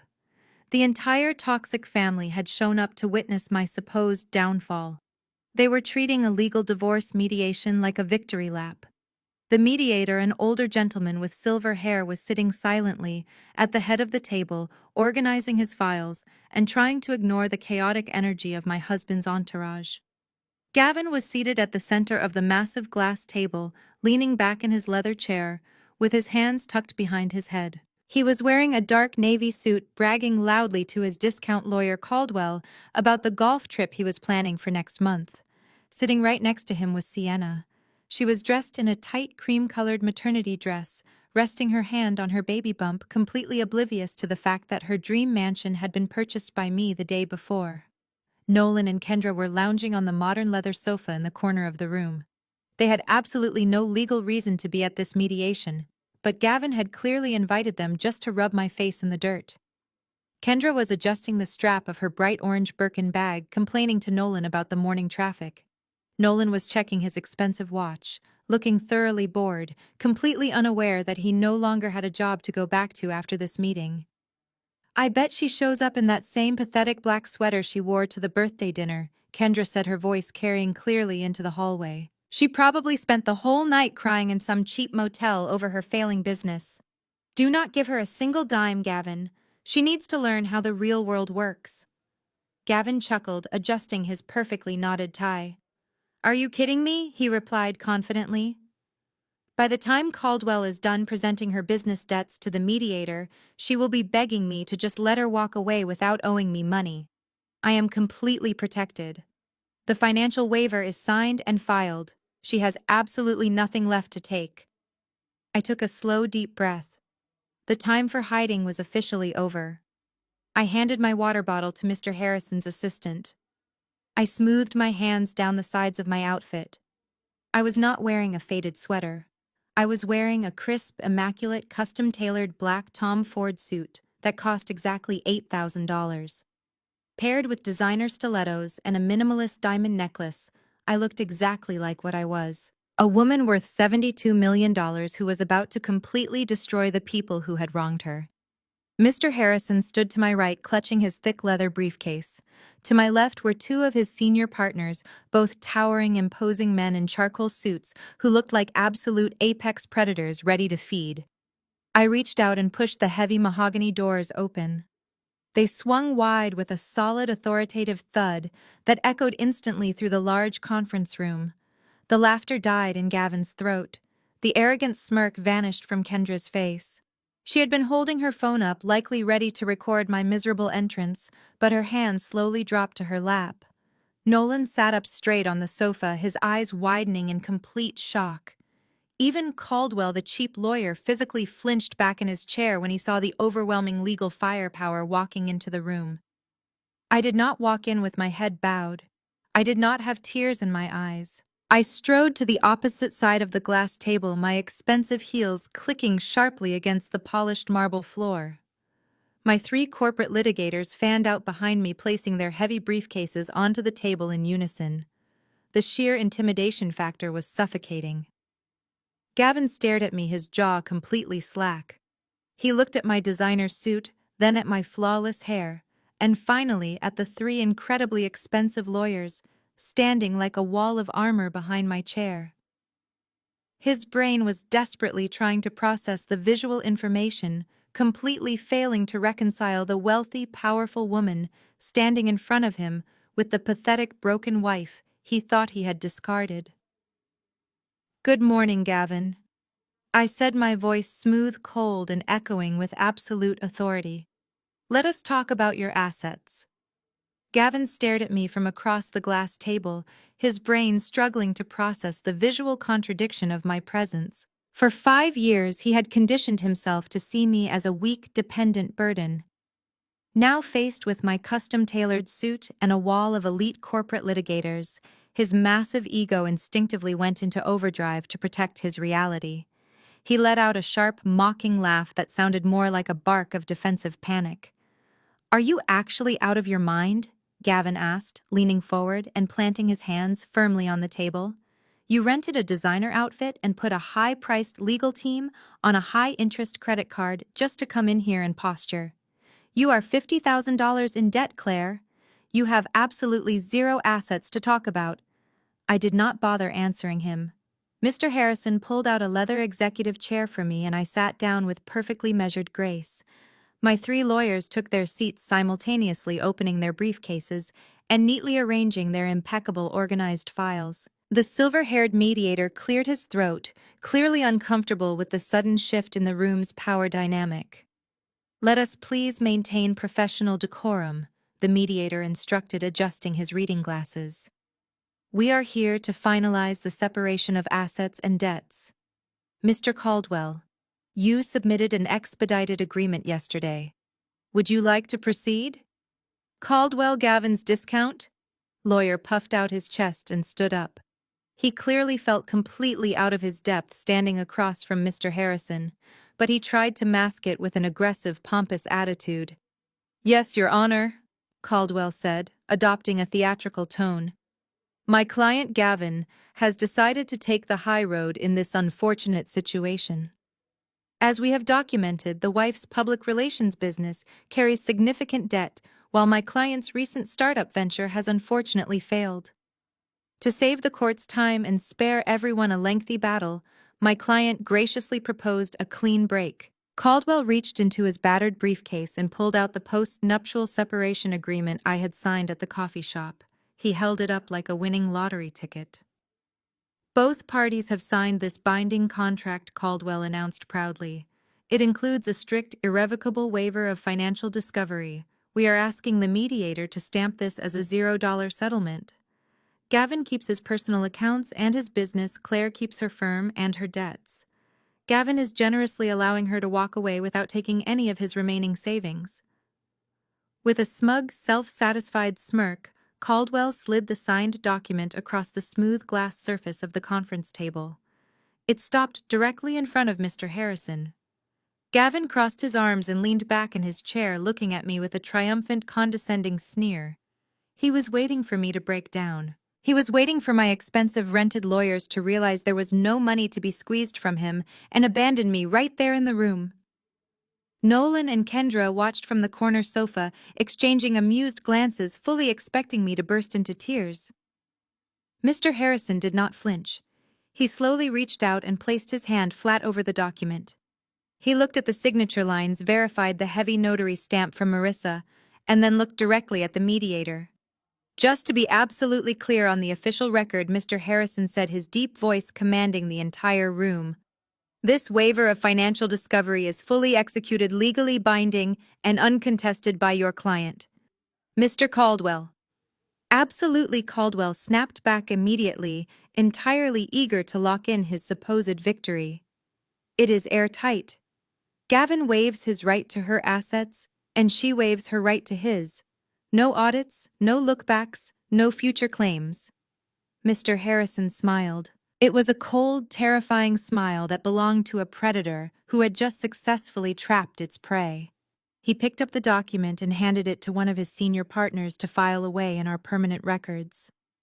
In that case, Mr. Harrison said, his voice ringing with absolute crushing authority, we gladly accept. He reached into his leather briefcase and pulled out a single heavy folder bearing the gold-embossed crest of our wealth management firm. He opened it and slid a certified, legally authenticated banking ledger across the table directly toward the mediator. By executing this waiver, Mr. Harrison continued, every word landing like a physical blow in the quiet room. This legally confirms that Mr. Gavin permanently and irrevocably waives any and all rights, claims, or entitlements to my client's separate and inherited assets. Specifically, the $72 million trust fund disbursed to Mrs. Clare following the recent passing of her father. The words $72 million seemed to hang in the chilled air conditioning of the conference room, defying the laws of gravity. For a fraction of a second, nobody moved. Then the physical reality of the statement violently hit the other side of the table. Sienna gasped sharply, her manicured hand flying to her mouth. The heavy smartphone she had been holding slipped from her fingers, crashing loudly onto the glass table and sliding off the edge to shatter against the marble floor. Gavin completely froze. His arrogant sneer did not just fade, it was instantly wiped away, replaced by a mask of absolute, unadulterated horror.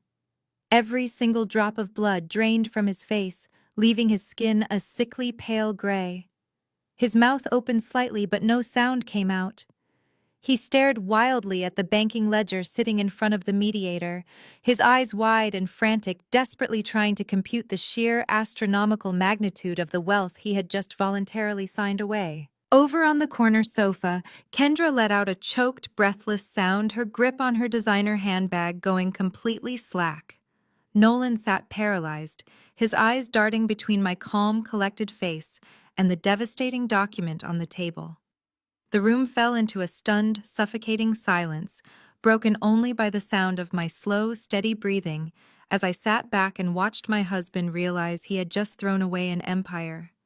The absolute silence in the conference room lasted for exactly 10 seconds before Gavin's brain completely rejected reality. The cognitive dissonance was simply too massive. He could not accept that the woman he had spent 5 years belittling, the woman he had literally thrown out into the rain, was now holding a fortune that dwarfed his wildest corporate fantasies. He stood up so violently that his heavy leather chair tipped backward and crashed into the wooden credenza behind him. The loud bang made Sienna jump in her seat, but Gavin did not even look at her. He pointed a shaking, aggressive finger directly at my face. "This is a bluff," he screamed, his voice cracking with a toxic mixture of rage and sheer panic. "This is an absolute joke. You rented these suits, Claire. You printed out some fake documents to scare me into dropping your business debt." He slammed both hands down on the glass table, leaning forward until his face was red and covered in a thin sheen of sweat. "I knew your father. He was a pathetic, broke alcoholic who lived in a rundown apartment and could not even afford a reliable car. He did not have $72 to his name, let alone $72 million. You are running a scam." Mr. Harrison did not even blink. He simply gestured toward the certified banking ledger resting in front of the mediator.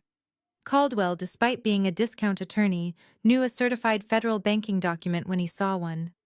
His hands were physically shaking as he reached out and pulled the ledger closer. He ran his thumb over the raised gold seal of authenticity. He scanned the massive string of zeros on the final balance line. Gavin Caldwell whispered, all the arrogant bluster completely drained from his raspy voice. He looked up at my husband with wide, terrified eyes. "Gavin, look at the watermarks.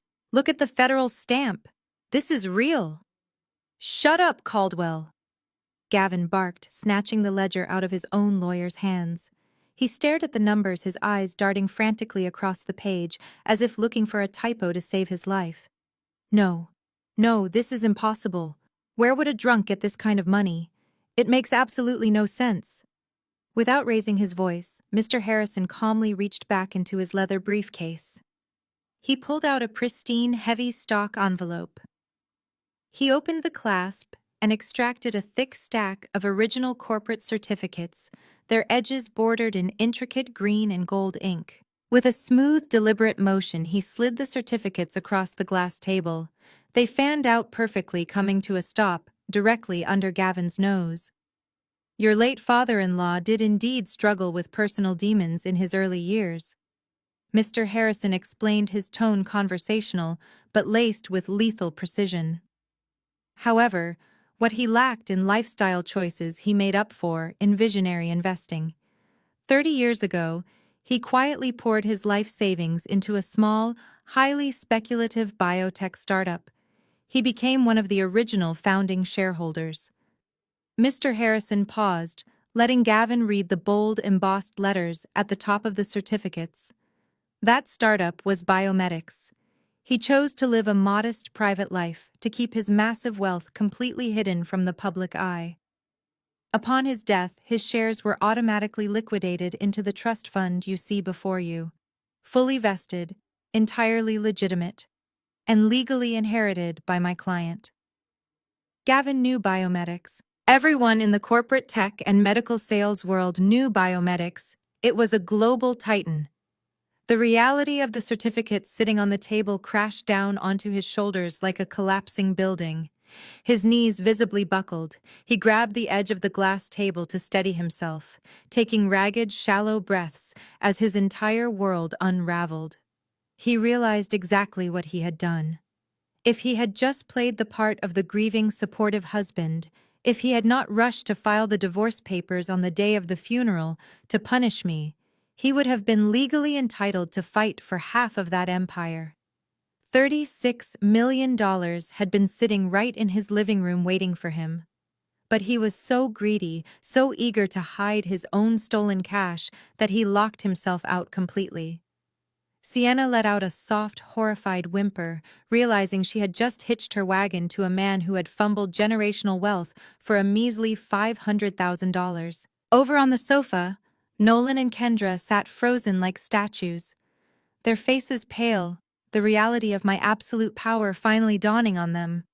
I leaned forward, resting my forearms gracefully on the cool glass table. I looked directly into Gavin's panicked, bloodshot eyes. The mask of the terrified dependent wife was dead and buried. I let him feel the absolute devastation of his own monumental hubris. Your own contract to hide your mistress's money just locked you out of an empire, Gavin, I said coldly. Gavin's legs finally gave out. The sheer weight of his catastrophic mistake crashed down on him, stripping away every last ounce of his carefully curated corporate bravado. He collapsed directly onto the polished marble floor of the conference room. It was not a graceful descent. He hit his knees hard, his expensive navy suit wrinkling as he looked up at me from the ground. The man who had towered over me in our living room, who had commanded me to take my trash and leave, was now physically groveling at my designer stilettos. He reached out, his hands visibly shaking, and desperately tried to grab my fingers. I violently yanked my hand away before he could even brush against my skin. I took a deliberate step back, looking down at him with an expression of pure, unadulterated disgust. "Claire, baby, please," Gavin begged, his voice high-pitched and frantic. His eyes were wide and pleading, completely stripped of their usual arrogance. "You have to listen to me. I was not thinking straight. I have been out of my mind with stress over my business. You know how much pressure I am under. I did not mean any of those things I said to you. I love you. I have always loved you. We are husband and wife. We can fix this. We can tear up this agreement right now and start over." He turned his desperate gaze toward the silver-haired mediator sitting at the head of the table.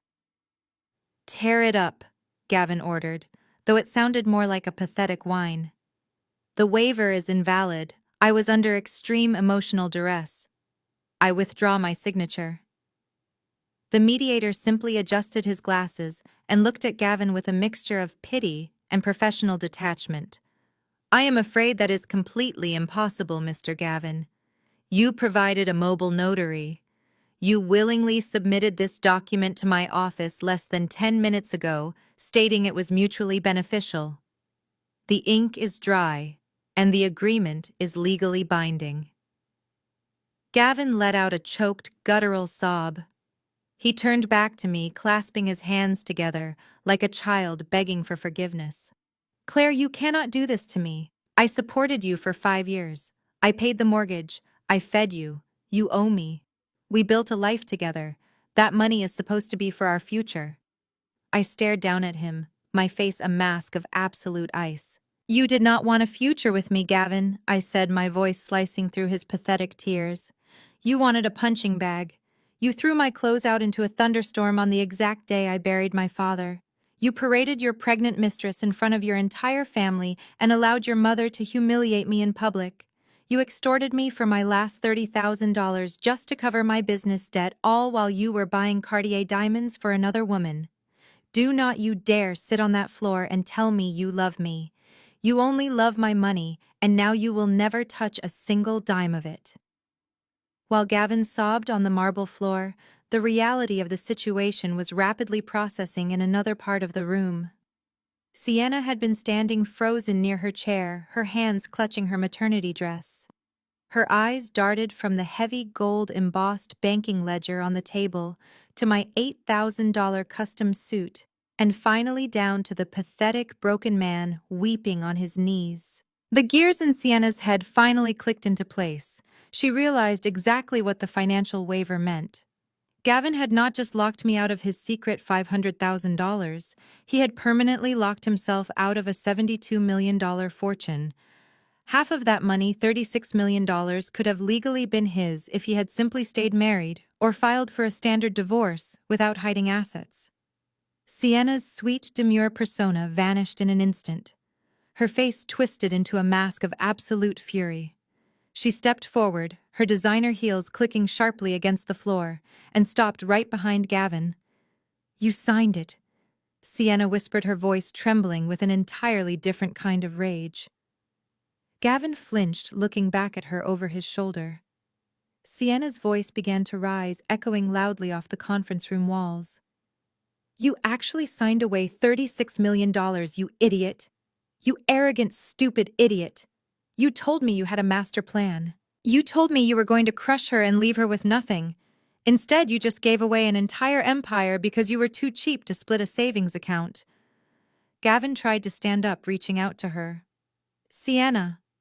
Baby, calm down. We still have the money I put away. We can still buy the mansion. You do not even have the mansion. Sienna screamed at the top of her lungs, completely losing her mind. The realtor called me this morning. Some anonymous cash buyer stole the house right out from under us. We have nothing. You are a completely broke, unemployed failure who just threw away a lottery ticket. The room erupted into total chaos as Sienna continued to scream at him, her voice bouncing off the glass walls. But the carnage was not over. Gavin's destruction was only the first item on my agenda. I turned my attention away from the screaming couple and slowly shifted my gaze toward the corner sofa, locking eyes with my brother-in-law Nolan and his snobby wife Kendra. It was their turn. Sienna's shrill voice continued to echo off the glass walls, raining insults down on Gavin, who was still slumped on the marble floor in a state of catatonic shock. He was completely broken, staring blankly at the polished tiles as his mistress verbally tore him to shreds over his monumental stupidity. But I had already tuned them out. My eyes were locked entirely on the modern leather sofa in the corner of the room. Kendra had watched the entire scene unfold with a mixture of horror and growing indignation. She came from a family of wealthy corporate lawyers, and her entire identity was built on the belief that she was inherently superior to everyone around her, especially me. Seeing me completely dismantle her golden boy brother-in-law was too much for her massive ego to handle. She could not accept that the woman she had mocked just yesterday was now holding all the cards. Kendra stood up, gripping the handle of her bright orange designer bag so tightly her knuckles turned white. She marched over to the glass table, stepping right past the weeping Gavin. "You think you are so incredibly smart, do you not?" Kendra snapped, her voice trembling with fury as she glared at me. "You stumble into some dead man's money, and suddenly you think you can walk in here and ruin people's lives?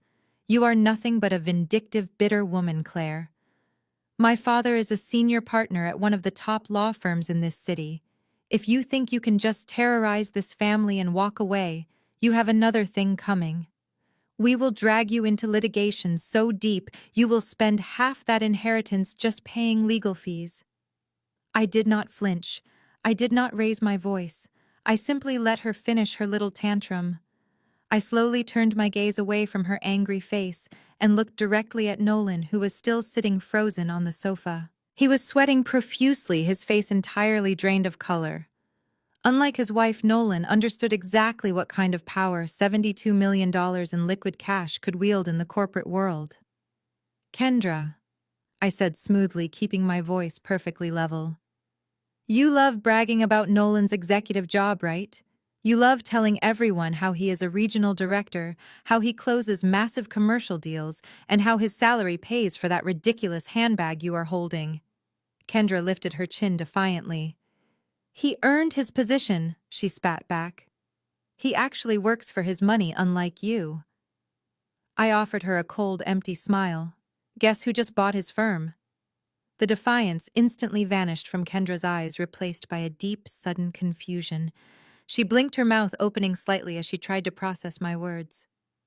"What are you talking about?" she whispered. I did not answer her. I gestured to Mr. Harrison, who calmly reached into his heavy briefcase for the third time that morning. He pulled out a crisp white folder and placed it directly in front of me. I opened it and pulled out a single sheet of paper bearing the official corporate letterhead of Pinnacle Commercial Real Estate. "Yesterday afternoon, my holding company successfully acquired 51% of the voting shares at Pinnacle Y," announced, making sure my voice carried over the sound of Sienna still berating Gavin in the background. "I am the new majority shareholder, and my very first executive order was to dispatch a team of forensic corporate auditors to lock down the entire regional division." Nolan let out a sharp, ragged gasp. He buried his face in his hands, his shoulders beginning to shake. "They did not just find the fake software startup you used to help Gavin launder his marital assets." "Nolan," I continued, speaking directly to the man on the sofa. "The auditors dug much deeper than that. They found the fake vendor invoices. They found the manipulated escrow accounts. They found the absolute undeniable proof that you have been heavily embezzling from Pinnacle for the last 3 years to fund your luxury lifestyle." Kendra stumbled backward as if she had been physically struck. She looked at her husband, her eyes wide with mounting terror. "Nolan, what is she talking about?" Kendra demanded, her voice cracking. "Tell her she is lying. Tell her!" Nolan did not look up. He just shook his head back and forth, quietly sobbing into his palms. I picked up the document from the table and held it out. "This is your official notice of immediate termination, Nolan." I said, my voice completely devoid of any sympathy. "Corporate security already seized your laptop and your company vehicle this morning. Furthermore, my legal team has forwarded the complete audit findings to the federal authorities. You are not just fired. You are going to federal prison." Kendra looked down at her expensive clothes, her diamond rings and the luxury bag in her hand, suddenly realizing that every single piece of her perfect snobby lifestyle had been purchased with stolen corporate funds. The illusion of her superiority shattered completely. She dropped her designer bag onto the floor, covered her face with both hands, and burst into loud, hysterical tears. The sound of Kendra's hysterical sobbing filled the conference room, a sharp contrast to the arrogant laughter that had greeted me when I first walked through those heavy mahogany doors. Nolan sat beside her, staring blankly at the polished marble floor, his entire corporate identity reduced to a sheet of termination paper. But as satisfying as it was to watch my snobby in-laws face the consequences of their own greed, the main event was still waiting. I turned my attention back to my soon-to-be ex-husband. Gavin had stopped pleading. He was simply kneeling there, looking like a hollow shell of the man who had confidently demanded I sign away my life savings just a few days prior. I nodded to Mr. Harrison. My attorney reached into his briefcase for the final time. He withdrew a thick red tabbed folder and dropped it onto the glass table. It landed with a heavy definitive thud that made Gavin physically flinch. Caldwell Gavin's discount lawyer looked at the red folder as if it were an active explosive device. He did not reach for it. He simply pushed his chair back, physically distancing himself from his own client. "What is that?" Gavin whispered, his voice completely hoarse. He slowly pulled himself up from the floor, swaying slightly as he grabbed the back of his leather chair for support. "That is the final nail in your coffin, Gavin," I said smoothly. I stepped closer to the table, looking directly into his terrified eyes. "While you were busy gloating to your mistress about how easily you tricked your idiot wife, my private investigator was busy tracking the $500,000 you hid in a fake Delaware shell company." Gavin's eyes widened in sheer, unadulterated terror. He opened his mouth to speak, but no sound came out. "I know everything about the ghost lease," I continued, my voice echoing with icy precision. "I know about the wire transfers you labeled as seed investments. I know you colluded with Nolan to launder marital assets so you could claim bankruptcy in this mediation and leave me drowning in my business debt. You really thought you were the smartest man in the room. You thought you could outwit the family court and walk away with your pockets full." Gavin frantically shook his head, holding his hands up in a desperate gesture of surrender. "Claire, listen to me. I can undo it. I will wire the money back into our joint account right now. You can have half. You can have all of it, every single cent. Just please do not show that folder to the mediator." Mr. Harrison offered a cold, humorless chuckle. "You are entirely missing the point, Mr. Gavin.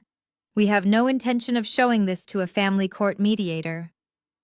Mr. Harrison opened the folder, revealing pages of highlighted bank ledgers and corporate filings. "Hiding marital assets during a divorce is a serious offense in family court," my attorney explained, his tone strictly professional. "But creating a fraudulent corporate entity, falsifying business records, and executing interstate wire transfers to hide $500,000 from the federal government is a completely different ballgame." Gavin stopped breathing. The faint color that had returned to his face vanished entirely. "We bypassed the family court completely," Mr. Harrison continued. "Yesterday afternoon, my legal team officially submitted this entire comprehensive dossier to the Internal Revenue Service and the Federal Prosecutor's Office. You committed tax fraud, wire fraud, and perjury." Hearing those words, Caldwell violently shoved his chair back. He hastily grabbed his documents and shoved them into his battered briefcase. "I cannot represent a client who is actively under federal investigation for fraud," Caldwell announced, his voice shaking. "I am formally withdrawing as your counsel, effective immediately. Do not contact my office." Caldwell practically ran out of the conference room, leaving Gavin entirely isolated. Gavin stumbled backward, hitting the wall. "No!" he gasped, clutching his chest, as if he could not pull in enough oxygen. "No, you cannot do that. I am a corporate director. I have a clean record. You are going to send me to federal prison." "You sent yourself to prison, Gavin," I corrected him, my voice unwavering. "You were so incredibly greedy that you crossed federal lines just to make sure I suffered." He scrambled toward his discarded phone on the table, his fingers shaking wildly across the screen. "I am moving the money," he muttered to himself in a state of absolute delusion. "I am transferring it offshore right now. They cannot trace it if I move it to the Caymans." I watched him frantically open his banking application, feeling a deep, profound sense of closure. "Save your battery, Gavin," I said softly. He looked up at me, his eyes wide and panicked. "When you submit airtight evidence of $500,000 in felony tax evasion, the federal government moves incredibly fast," I explained, enjoying the absolute despair washing over his face. You cannot transfer the money. You cannot hire a new defense lawyer. You cannot even buy a cup of coffee on your way out of this building. Gavin stared at his phone screen. I watched his jaw drop as bright red error messages flashed across his display, denying his access over and over again. The IRS froze every single bank account tied to your name and your fake shell company. At 8 o'clock this morning, I told him, delivering the final crushing blow. You are not just facing federal prison, Gavin. You are completely and utterly destitute. The red error messages flashing across Gavin's phone screen cast a faint, harsh glow on his pale face. He tapped the glass frantically over and over as if hitting refresh would somehow magically unfreeze the accounts and erase the federal investigation. But the screen remained locked. Standing just a few feet away, Sienna had been watching the display over his shoulder. The reality of those error messages finally broke through her greed-induced delusion. The luxury mansion was gone, the $500,000 was gone, and the man she was standing next to was no longer a wealthy corporate director. He was a broke, terrified suspect facing imminent federal indictment. Sienna let out a sound that was half gasp, half growl. She reached up to her throat, her manicured fingers grabbing the diamond Cartier necklace Gavin had flaunted at the family dinner. She fumbled with the clasp for a second, her hands shaking with pure rage.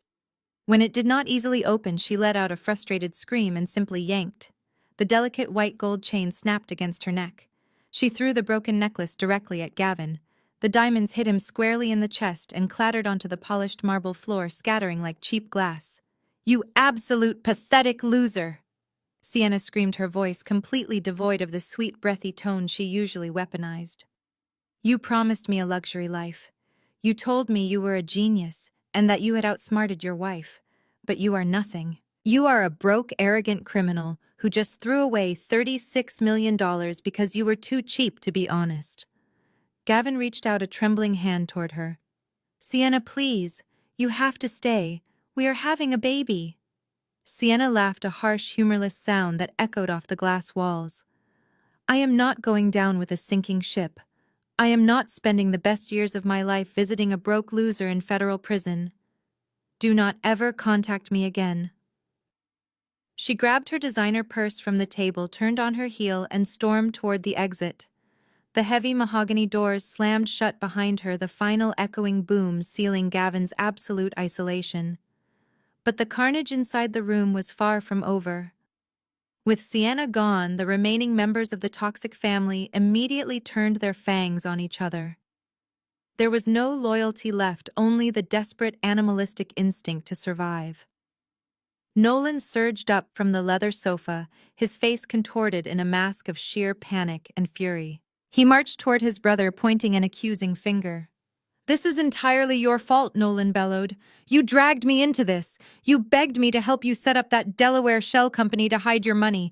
If you had just paid her what you owed, the corporate auditors never would have raided my office. You ruined my life." Gavin, still kneeling on the floor, snapped his head up, his own rage finally boiling over his terror. "You ruined your own life, you idiot!" Gavin screamed back, his voice cracking. "You were embezzling from Pinnacle years before I ever asked you for a favor. You stole corporate funds just to buy your snobby wife her ugly handbags. Do not, you dare put this on me." Kendra gasped, her tear-streaked face twisting into an ugly scowl. She rounded on Nolan, physically shoving his shoulder. "You told me you earned those bonuses. You told me you were a top executive. You made me look like a fool in front of my entire family. You are going to prison, Nolan. I am filing for divorce the second I leave this building." Nolan spun around to face his wife. "You gladly spent every single stolen dime, Kendra. Do not act like you are an innocent victim." The conference room devolved into a chaotic, vicious screaming match. Brother fought against brother, husband screamed at wife. They viciously tore each other apart, trading insults and placing blame, completely abandoning the polished, wealthy facade they had maintained for years. They were nothing but rats trapped in a burning building, fiercely turning on one another as the flames closed in. I stood quietly on the opposite side of the glass table, watching the implosion. For 5 long years, I had allowed these people to make me feel small. I had endured their gaslighting, their condescension, and their relentless cruelty. But looking at them now screaming and crying on the floor of a rented legal office, I felt absolutely nothing. No anger, no sorrow, not even a trace of pity. Mr. Harrison calmly closed his thick leather briefcase, the solid click of the brass locks cutting cleanly through the screaming. I looked at my elite legal team, offering them a small, satisfied nod. I did not need to say a single parting word. My $72 million, my new corporate empire, and the federal indictments waiting for them spoke loud enough. I stood up perfectly straight. I casually reached down and adjusted the crisp lapels of my custom Tom Ford suit, smoothing out an invisible wrinkle. I turned my back on my former husband and his imploding family, and I walked out the heavy mahogany doors without looking back a single time, leaving them to burn in the hell they had built with their own hands. The fallout from the mediation room did not stay confined to those glass walls. The federal government operates with terrifying efficiency when presented with a perfectly packaged dossier of wire fraud and tax evasion. Within 48 hours, Gavin's entire existence was systematically dismantled. Because the Internal Revenue Service froze every single account tied to his Social Security number, all of his automated payments bounced instantly. That included the massive mortgage on the pristine suburban house he had so proudly kicked me out of. The bank, alerted to the federal criminal investigation and the freezing of his assets, wasted absolutely no time. They initiated immediate foreclosure and eviction procedures, seizing the property as collateral against his mounting debts. A bright neon orange foreclosure notice was securely taped to the front door, a glaring public broadcast of his financial ruin. It was a crisp Thursday afternoon when I decided to take a drive through my old neighborhood. I was not behind the wheel of my beat-up, rattling sedan anymore. Instead, I was sitting in the spacious back seat of a brand-new custom black Maybach, sipping sparkling water while my private chauffeur, Thomas, smoothly navigated the familiar suburban streets. I wanted to see the house one last time to fully close that painful chapter of my life and replace the memory of my tearful departure with the reality of my new freedom. I did not actually expect to catch the final act of Gavin's downfall playing out in real time on the sidewalk. As the Maybach glided silently around the corner and approached the house, I tapped the glass partition, instructing Thomas to slow down. There, standing at the end of the driveway, was Gavin. It was a poetic, almost cinematic reversal of the day. He threw my belongings onto the wet porch.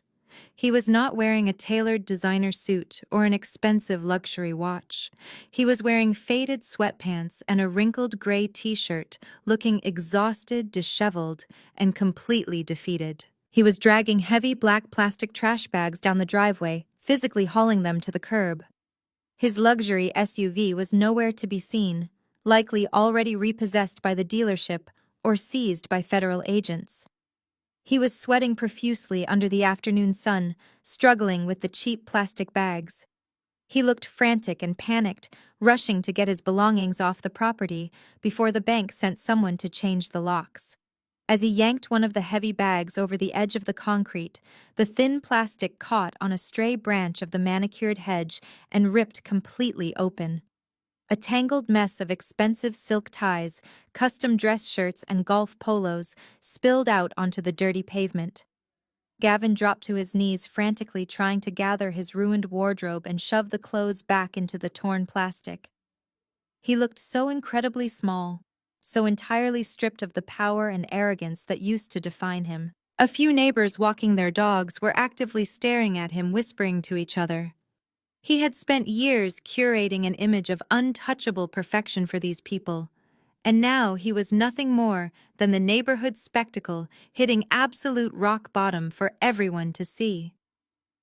Thomas brought the Maybach to a smooth, silent stop directly in front of the driveway. The sleek, massive luxury vehicle cast a long, imposing shadow over Gavin. He stopped, grabbing at his clothes, and slowly looked up from the dirt. He squinted against the bright sunlight, trying to peer through the heavily tinted windows. He probably thought it was one of his old corporate buddies, or perhaps a high-priced defense lawyer finally arriving to rescue him from his nightmare. I pressed the silver button on the leather armrest. The tinted window slid down with a quiet, expensive hum. Gavin's eyes widened in absolute shock when he saw me sitting comfortably in the plush, pristine interior. His jaw went completely slack. He opened his mouth, but no words came out. He just knelt there in the dirt, surrounded by his garbage, staring at the woman he had completely underestimated and cruelly discarded. The contrast between us could not have been more absolute. I was the embodiment of the wealth he had desperately tried to steal, and he was sitting in the literal wreckage of his own hubris. I reached into my designer purse and pulled out my wallet. I did not say a single word about the fraud, the mistress, or the $72 million he had signed away. I did not need to scream or gloat. The undeniable reality of our reversed positions spoke volumes. I slipped a crisp $5 bill from my cash clip. I held it out the window, let it slip from my fingers, and watched it flutter down to land right on top of his ripped trash bag. I looked down at him with a perfectly calm, icy smile. "For your rent," I said. I pressed the button to roll the window up and tapped the glass partition. "Drive, Thomas." As the Maybach pulled smoothly away from the curb, I glanced in the rearview mirror one last time. Gavin was still kneeling on the concrete, clutching the $5 bill in his dirty hand, completely alone. 6 months passed, and the dust from the explosive divorce mediation finally settled, revealing a completely altered landscape. The federal wheels of justice ground forward slowly, but with terrifying certainty. Gavin was formally indicted on multiple counts of wire fraud, tax evasion, and perjury. With his assets permanently frozen and his corporate reputation completely annihilated, he could not afford to hire another high-powered defense attorney. He was assigned a public defender who bluntly informed him that a plea deal was his only realistic option to avoid spending a decade behind bars.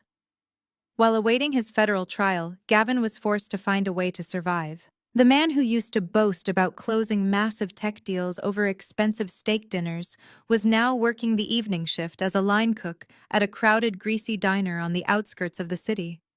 He spent his nights flipping burgers and scrubbing industrial grills for minimum wage, returning every morning to a cramped, noisy studio apartment he rented by the week. He had no car, no savings, and no future. Sienna had completely disappeared from his life, changing her phone number and moving across the state the day after the mediation. His brother Nolan fared no better. The corporate auditors at Pinnacle Commercial Real Estate had handed over a mountain of irrefutable evidence regarding his embezzlement scheme. Nolan was fired, disgraced, and publicly exposed.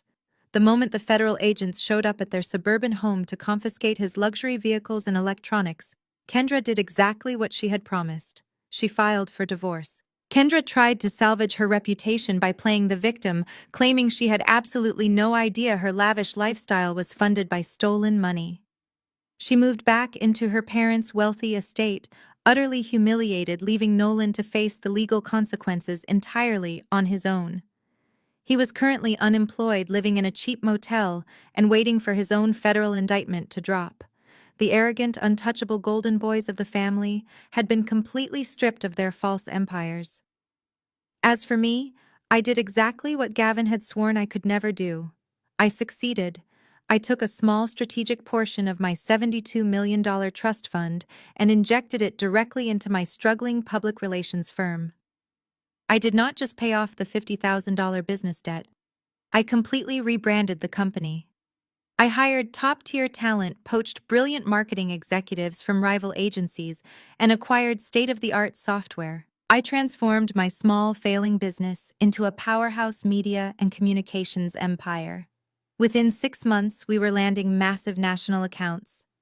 The very same corporate clients Gavin had threatened to turn against me were now eagerly signing multi-million-dollar retainer contracts with my agency. I was no longer begging local businesses for social media work. I was sitting at the head of boardroom tables dictating terms and completely dominating the market. It was a brisk Tuesday morning when Thomas, my chauffeur, pulled the Maybach up to the gleaming glass entrance of the downtown skyscraper that now served as my corporate headquarters. I stepped out of the car, breathing in the crisp city air. I was wearing a sharp, impeccably tailored ivory suit.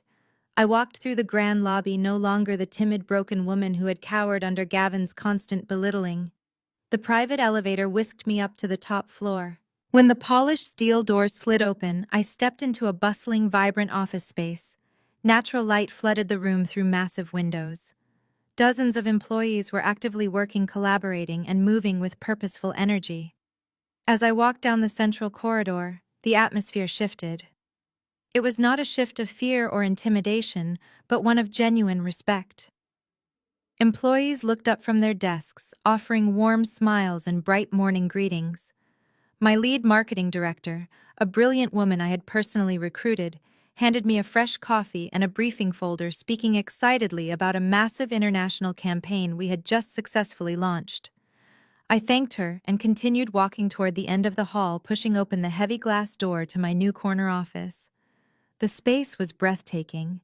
It featured panoramic views of the entire city, sleek modern furniture, and a massive mahogany desk that commanded respect. I walked over to the floor-to-ceiling window and looked down at the sprawling metropolis below.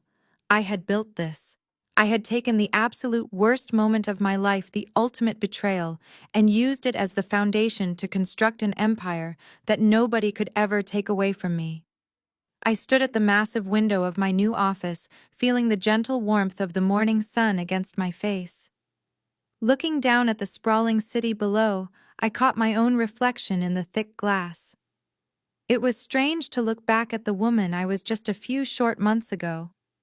I used to walk on eggshells in my own home, terrified of triggering my husband's volatile temper or earning a condescending sneer from his family. I had bought into the insidious lie that I was lucky to be tolerated. Society often teaches women, especially wives, to be the eternal peacekeepers. We are subtly conditioned to absorb disrespect, to swallow our pride, and to shrink our own ambitions so the men around us can feel larger. For 5 agonizing years, I had actively dimmed my own light to ensure Gavin's fragile ego remained perfectly illuminated. But standing here today, surrounded by the tangible proof of my own resilience, I realize that the most dangerous thing you can do is allow someone else to dictate your value. Gavin and his toxic family looked at me and saw a convenient scapegoat. They saw a quiet, agreeable woman who would simply take whatever emotional scraps they threw at her. They mistook my patience for weakness. They mistook my silence for submission. They did not understand that when a woman stops arguing, stops crying, and stops trying to explain her worth to people who are entirely committed to misunderstanding her, she is not giving up. She is simply gathering her ammunition. The $72 million I inherited from my father was undeniably a massive advantage. I will never pretend otherwise. But the money itself did not defeat Gavin. His own boundless greed defeated him. His own towering arrogance blinded him to the trap he was walking right into with a smile on his face. If he had treated me with even a fraction of basic human decency, if he had not tried to crush me into the dirt just to elevate his pregnant mistress, he would be living a life of unimaginable luxury right now. Instead, his toxicity was his ultimate undoing. That is the beautiful universal truth about people who build their lives on manipulation and deceit. You never actually have to destroy them. You just have to set an unbreakable boundary, step back, and watch them absolutely destroy themselves. To any woman listening to this right now, who feels trapped in a situation where she is constantly undervalued, hear me clearly. You do not need a multi-million-dollar trust fund to take your life back. Your true power does not come from a bank account.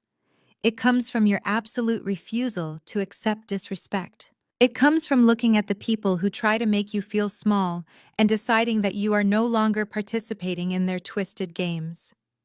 Do not argue with them. Do not plead for them to see your worth.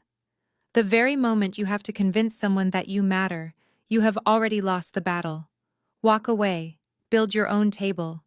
Create a space where you do not have to beg for a seat. It will be terrifying at first. When I was sitting in my beat-up sedan in the pouring rain, looking at my ruined belongings scattered across a wet porch, I was terrified. But that terror was simply the price of admission to my new life. It was the necessary fire that burned away the heavy, suffocating chains I had been dragging around for 5 years. I lost a toxic husband, a cruel sister-in-law, and an entire network of enablers. And in return, I gained my freedom. I no longer shrink when I walk into a room. I do not apologize for my success. I do not hide my ambition to make others feel more secure. The public relations firm that Gavin called worthless is now a titan in the industry, and it is entirely mine. I rebuilt it with my own vision, and I run it strictly on my own terms. I am exactly where I was always meant to be. Sometimes I think back to that tense afternoon in the coffee shop. I think about the smug, victorious look on Gavin's face when he snatched that signed financial waiver off the table. He was so incredibly certain that he had won. He was so completely convinced that he had outsmarted me, outplayed me, and discarded me exactly the way he wanted. He thought he was leaving me with nothing when he threw that divorce paper at me. Instead, he handed me the keys to the rest of my life. I learned that you don't need to scream to win a war. Sometimes silence is the loudest, most expensive revenge of all. The most profound lesson drawn from this story is that true power never requires a raised voice. When faced with blatant disrespect, manipulation, or cruelty, human instinct often urges us to fight back loudly to justify our worth or to beg for basic fairness. However, this narrative masterfully demonstrates that strategic silence and emotional control are infinitely more effective than any screaming match. By maintaining her composure and allowing her husband's own toxic greed to dictate his actions, Claire turned his greatest weapon, his arrogance, directly against him. Furthermore, the story serves as a stark warning about the self-destructive nature of hubris. Gavin and his family were entirely blinded by their own superficial superiority. They fatally underestimated Claire because they falsely equated her quiet endurance with weakness and stupidity. In reality, arrogance makes people sloppy, predictable, and blind to their own vulnerabilities. Gavin's desperate illegal scramble to hide a fraction of his wealth ultimately cost him an unimaginable empire and his freedom. He built his own cage simply because he believed he was untouchable. Ultimately, this is a powerful reminder about reclaiming your independence and establishing unshakable boundaries. You certainly do not need a multi-million-dollar secret trust fund to walk away from a toxic environment. Your greatest, most untouchable asset is your absolute refusal to be continuously devalued. When you finally stop shrinking yourself to fit comfortably into spaces that refuse to respect you, you create the necessary room to build your own table and thrive on your own terms. If you are currently sitting in a room where your worth is constantly questioned, stop negotiating your value with people committed to misunderstanding you and start planning your exit today.